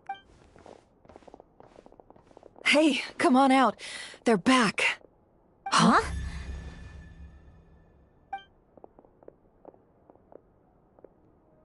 You're back? And your head's still screwed on? And you still have all your limbs? What does it look like? Way to keep your composure, madam. Excuse you. I am perfectly composed. Glad you're okay. Yes, it's a huge relief. Worry? Oh, yeah, right. You think we, the Fatui, were worried about you? We were worried sick. Hey! The Traveler and I were already friends. You are free to join this mission in whatever capacity you please. It's a laugh a minute with you guys. I must say, I was quite surprised when Mr. Albedo told me he would need no additional aid. We discussed this on our way back as well. I am rarely so unequivocal, but in this case, we had full confidence in Hat Guy. He said he knew what he was doing. Albedo and I pretty much had to just wait outside on standby. Meanwhile, Hat Guy broke into the energy field and rescued the Traveler solo. You didn't have to mention that. Well, I'm thoroughly impressed. You are a force to be reckoned with. Is he back? Is he really back? Traveler! It's really you! Oh, thank goodness! You can finally breathe easy, Paimon. It's great to have you back in one piece! Oh, Paimon's been having night... Look at them. You know, once you reach my age, there's nothing better than watching a misty-eyed reunion between friends. It's nothing. Same goes when you get to my age, too. I bet Ino and Anefa would be tearing up as well if they were here. Varka, I'm not... Oh, yeah, good point. Hey, your eyes are... What? Ew, no! No, thank you. You're not my dad. Everyone, I'm sorry for all the trouble I caused you. But the silver lining is, I didn't come away while I was being held captive. I learned a lot about Dottoro's current capabilities, and what he plans to do with them.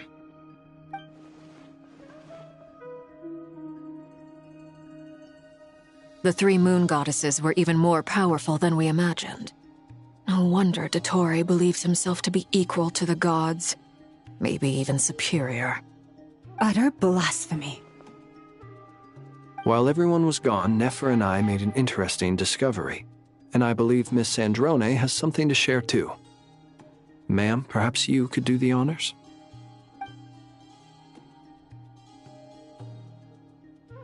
Called it. Getting rid of a pesky troublemaker like her is like trying to clean up after a crumbly cake. It always comes back to haunt you. Our next step is to find a way to bring her back. A place where time flows backwards, with no destination in sight. Surely it must have been created for a specific purpose. But I fear the answers are buried deep into Vat's history, held by great powers beyond our reach.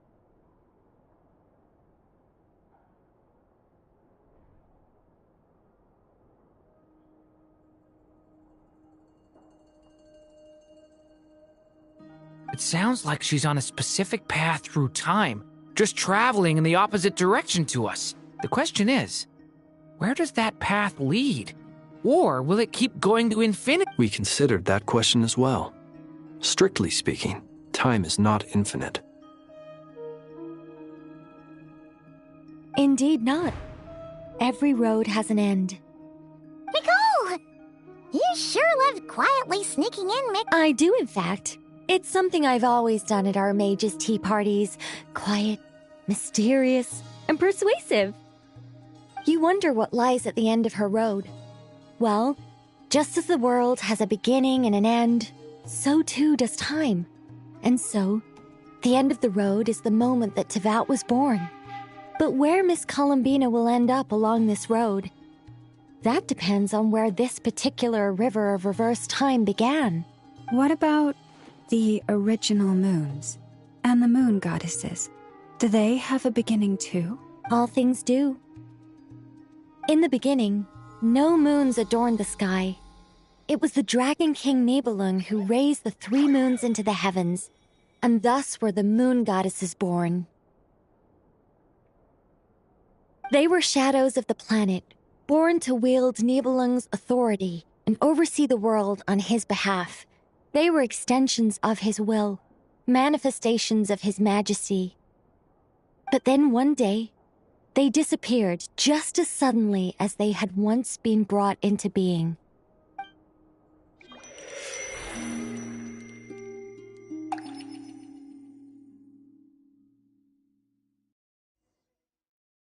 Like I thought, no more paths back to reality have emerged since. But how can I be sure that I'm going the right way without scenes from reality to keep me on track? I can't even be sure of how long I've been walking for. The further I travel, the less stable this space becomes. There are even moments where I can sense something that feels like abyssal energy. They can just materialize out of thin air.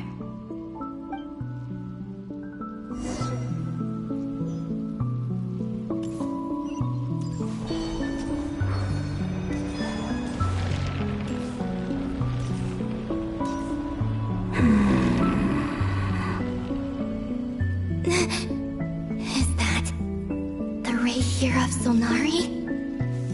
I can't believe he survived. How...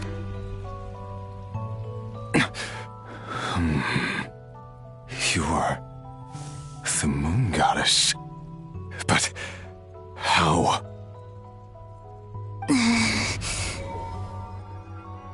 Please, there's no need.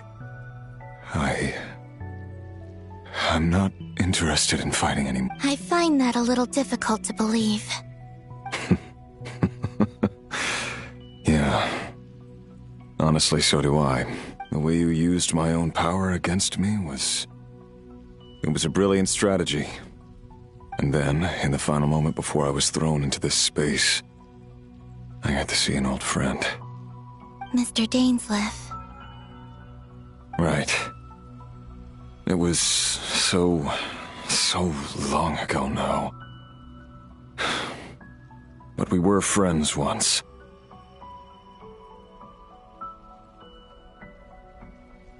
When I first got here, I was filled with hatred, remorse, and rage. How I cursed and devoured. I tore everything here apart. I was consumed by the desire to leave, but to no avail. This is a place with no exit. This is the second time I've entered this space. Though I have no memory of the first, I was torn to shreds the moment I entered. But this time I survived. It must be partly because of this new body, And partly because of all the Kuvaki I absorbed. Are you the source of the abyssal power in here? Not all of it. Some is from when I first arrived here and tried to destroy everything. But there was already a degree of abyssal power here before I entered. And like a venomous snake baking in the merciless sun, it tried to slither into my shadow. Tried to? So? Yes. Because after that, the world suddenly became silent for a moment. What do you mean? The voices in my head, they were gone. And then I saw her. Her? Thalindis. My... Never mentioned that she saw a memory of Thalindis leaping into the moon's reflection. More precisely, I saw her afterimage. I'm sure the real her is long gone. She was just an ordinary Conrian. She couldn't have survived here for very long. Anyway, why have you come here? Didn't you know it was a dead end? If I hadn't escaped through the moon gate, my friends would have been in far greater danger. Oh, I see. Because of your power. The power of a moon goddess. What? You'd like to know how I know. The one who resurrected me said so. I could hear a deep lust for power in his voice. Do you mean? Dottore. So that's what he's called. He'd been collecting fragments of my body for a long time. All so that he could resurrect me at the moment of his choosing. I had no interest in his research. But being as corroded by the abyss as I was, we were aligned as far as hunting the moons and recovering my strength were concerned. So that's why the Wild Hunt suddenly became so active in Nodcry. When I left the Fatui in my weakened state, Dottore must have felt that his time... Moon Goddess? What? I know this is a lot to ask, especially from someone who tried to kill you. If you refuse, but this is the only thing I desire now. What do you want? I'd like you to take a message to Thalindis for me. Thalindis? Yes, she's dead. But like I said, I can sense that some part of her soul remains here. Far, far ahead. Why don't you go and speak to her yourself? I can't. I don't know why, but I can't move freely in this space as you can. All I can see is a glimpse of her, walking away. Just like the moment when I last saw her in life. In return, I will clear these abyssal obstacles for you. No, not in return.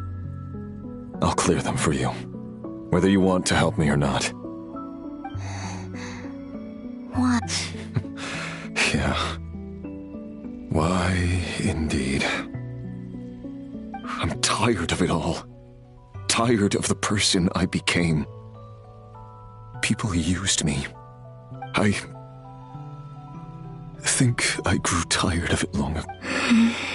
What do you wish to tell her? All of it. My past. My mistakes. Everything that happened after. Is it okay if I give her the abridged version? Yeah, I'm sure there... Like the part where you relentlessly tried to kill us? It's up to you. Love demands honesty. But my relationship with Thalindis was built on lies. We hid too much from each other. But after living my whole life in the shadows,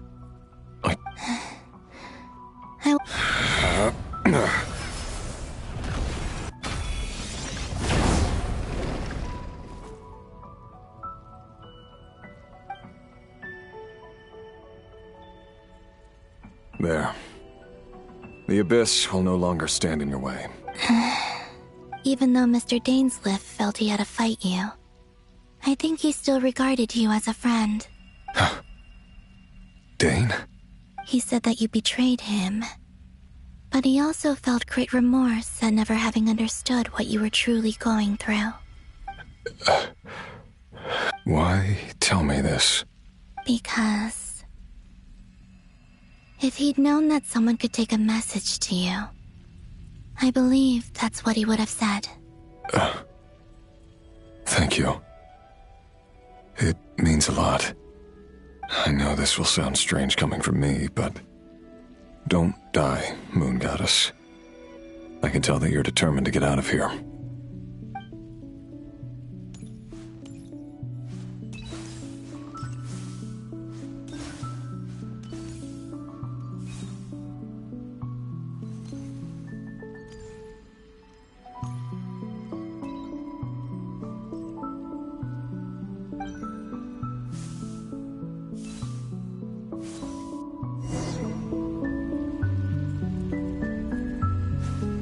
He kept his word. The abyss is no longer obstructing my path.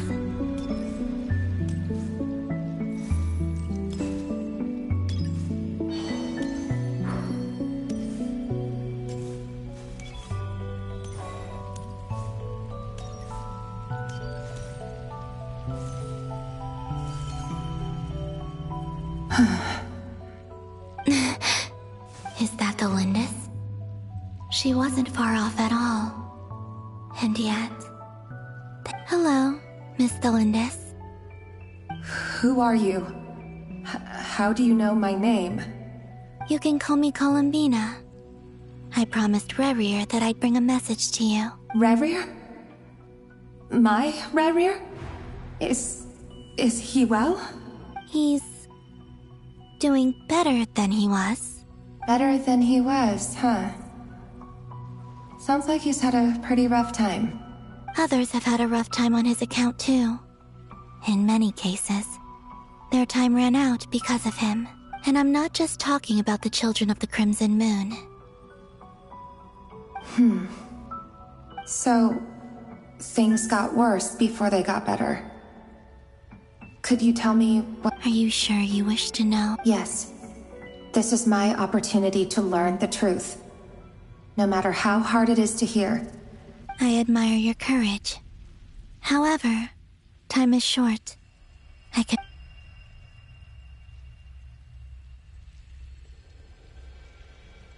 Rerir had seeds of hatred in his heart, and many people nursed them for their own ends. On some level, everything he did was to try and find a way to see you again. But in the end, he came to regret his mistakes. He wanted to beyond that. He did not say specifically, but I'm sure that you've always been on his mind. You are what has kept him going over all these years. I'm sorry, Miss Columbina. This is so upsetting. I'm not sure how to put my feeling— It's all right. I understand. Well, that's everything from me. Wait. Time flows backwards here.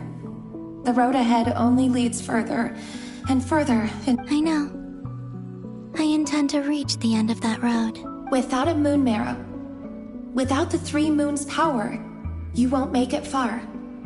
Wait, unless— Are you one of the moon goddesses? You could say that. I see.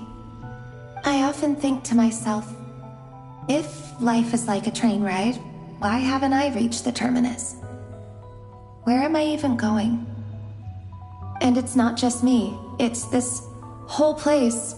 Wherever it is, it seems like it's existed forever. It's such a mystery. I must seem so ridiculous. I can't answer these basic questions, and yet I jumped right in here without hesitating, only to be torn apart the moment I entered by powerful energy currents. Only my soul remains now. Thinking back, I was suddenly overcome with fear and terror in that moment. Perhaps I too became bewitched by the abyss. I used to be a researcher at the Universitas Magistrorum in Conria, researching the iridescent moon's marrow. Rerir was one of the Venster King's retainers. With me, he was in an impossible position. I wanted to help him escape his lot in life. I wanted him to be happy. At the time, I thought I could just go back to the day that the Venster King first found the princess. It was only after meeting the princess that the Venster King started going too far with his research into the Abyss. That was the day all of our woes began. I couldn't kill the Venster King himself, so I had to find another way to save Rerir. That's why I wanted to go back, to kill the person who had brought new possibilities to our realm. I'm sure it was a futile endeavor, but the Abyss probably enhances the basest human desires.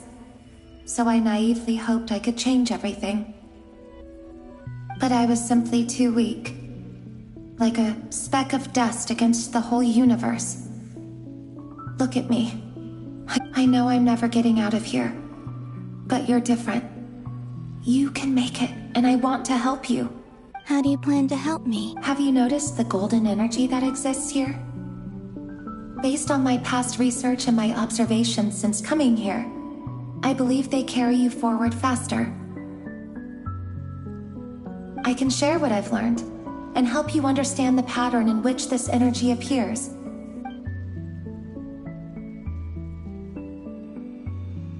I think you just might... Now, I know you will be able to change the past. Also, I've been speculating about where this phase ends. The documentation was scanned, but from what I know of the legends about the moons, the oldest ones seem to begin with Nibelung, king of dragonkind. I have no way of verifying any of it by this point. But if it's true, you might be able to reach that era if you keep walking. Understood. Thank you. I'm the one who should be thanking you. If you hadn't entered this realm of everlasting death, what use would my deductions be? Thanks to you, they have some meaning. About Rerir, I'm so... It wasn't your fault. That's not true. Because we both feared bringing trouble upon each other, neither of us ever told the truth. But enough about that. I wish you a safe journey, Miss Columbina.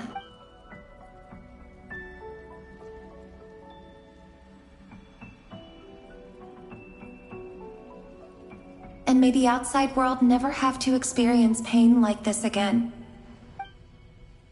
Rerir, you're there, aren't you? I cannot see you, because you exist in the future. I expect we'll be trapped in this prison of space-time for all eternity. But please, gaze upon the past, and then sit for a while. Let's find a place to sit down together, just like we did when we first met.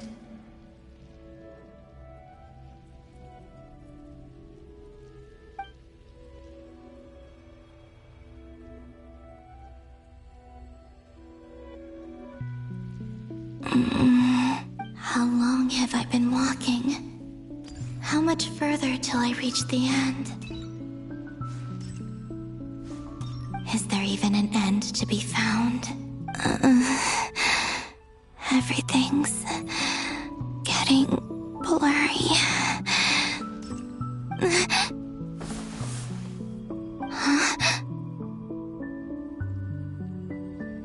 Are you all right, little sister? Have you come from the distant future?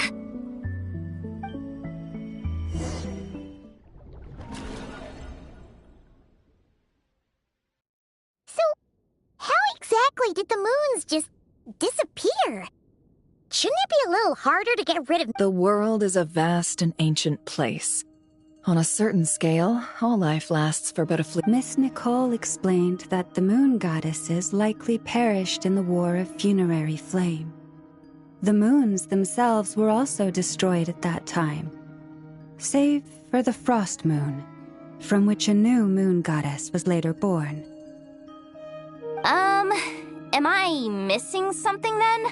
'Cause the stories say that the moon goddesses were born on the moon, but doesn't Columbina say she was born in Nodcrod? Huh. You're right! Why do their birthplaces differ? What's the difference between the two generations of moon goddesses? Also, remember what Sandrone said? Her scans detected 4 moons. In other words, 4 moon marrows. Technically, the result of the scan means that 4 moon marrows were detected and positively identified as moons in that moment. In other words, this piece of information alone isn't enough for us to know how Miss Columbina is doing right now. Yup. We have no way of staying up to date on whether she's dead or alive. She's on her own for now. But at least she's trying her best to get back to us. Yeah. She's a tough cookie. And a sore loser, too. We have to trust that she'll find a way. As much as it pains me to say it, we've got no chance of beating Dottore in a straight-up fight. He's much too powerful. That maniac is going to devour everything in his path until he reaches us. We need to find someone or something that can stop him before he does anything worse. I'll be frank. Our only hope of defeating this false god is with a real moon goddess on our side. I'm not just saying this because Columbina's a friend and I want her back safe and sound. And I know that even she was no match for him when he attacked, but I don't have a... We're not giving up on saving her, whether she can defeat Dottore or not. Right. Don't worry, Miss Sandrone. We're all... No one's trying to argue that we can only justify saving our friend because it will help save the world. This is about multitasking. We want to save both. So... she's more than just a moon... Absolutely. Duh! She's part of the gang! And you are too. Yes, I know. You don't need to labor the point. I knew that the moment I came running over with my documents that I was part of the in-group. I mean, if Arlecchino can fit in, Anyway, as for how we get Columbina back, I've been working on it constantly. But I think I'm still lacking certain information about the moon. I'd probably get there if I could continue my calculations, but the problem is, I've run out of computing power. Computing power? You mean, you need more— No, the issue isn't energy, it's processing power. There's so much data to get through that the whole process has just ground. That's a tricky problem. René de Petrichor of the Nazissenkreuz Ordo once foretold the fate of the world. But I don't know how he did it. My guess is that he used the primordial sea's power. However, that won't work for me. His methodology was vastly different from my own. What's worse, they're incompatible.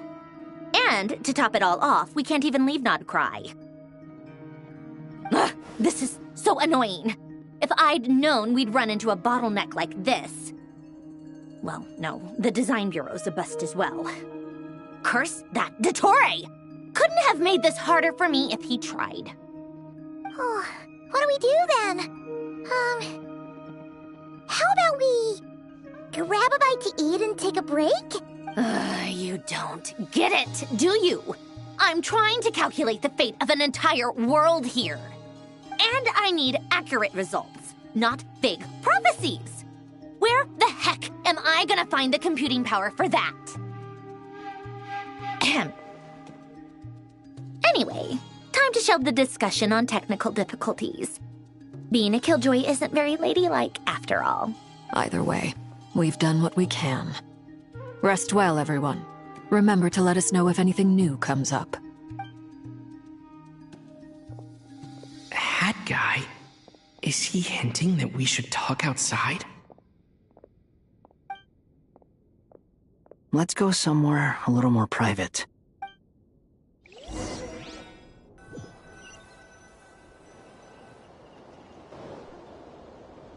You know that Dory went back to Sumeru, right? Yeah, she mentioned she was planning to head back. Things aren't looking good for Nodcry.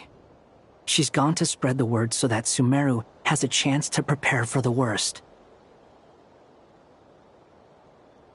From what I know of Dottore, there are 2 possible reasons why he hasn't made a move yet. One is that he's still working through some kinks in his new powers. The other is He wants to see how we're going to react. He'll easily devour everything eventually, so I guess he's in no rush to make it happen. The first false god he made was me. Now it's his turn. Even though my records were erased from Irminsul, Dottore ideas haven't changed one bit.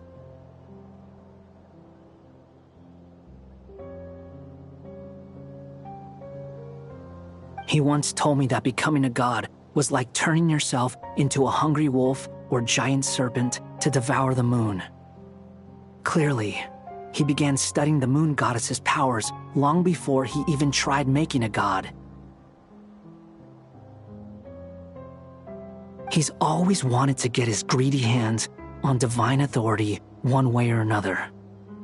And in the end, he devoured the moon where I failed. In the desert of Sumeru, there is a chessboard built by King Deshret, also known as Al-Ahmar. I don't know if it was a real game, or if he was just trying to challenge his servants and citizens in some way.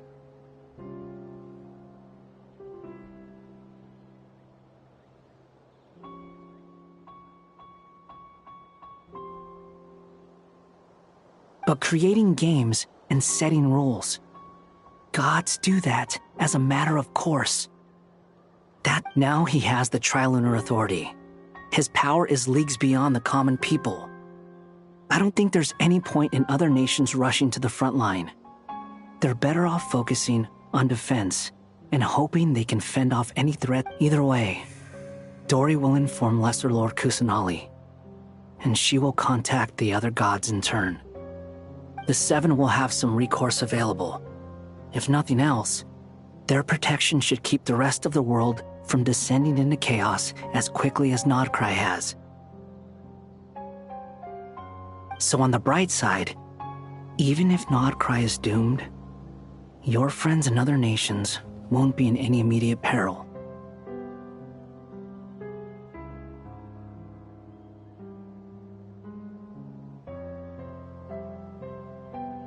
That's good to know.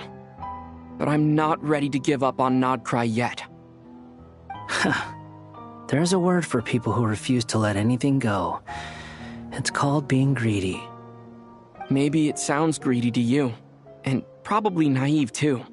But whatever you call it, that's what gives me the determination to keep fighting. Battles are fleeting, but the will to fight is a long-term commitment. Give up for even a moment, and your resolve will shatter. Why do you always feel the need to do the right thing? No one is born to be a savior. I mean, who's gonna criticize you if you fail or give up? Don't take this the wrong way, but Dottore said something similar to me. I guess the Fatui attracts people who don't believe in saviors. Not necessarily.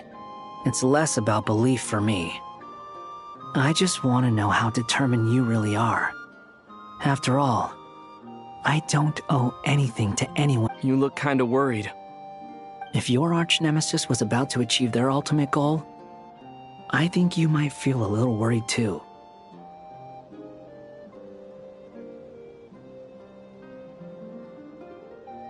That's true. Dottore is about to become an omniscient, omnipotent deity.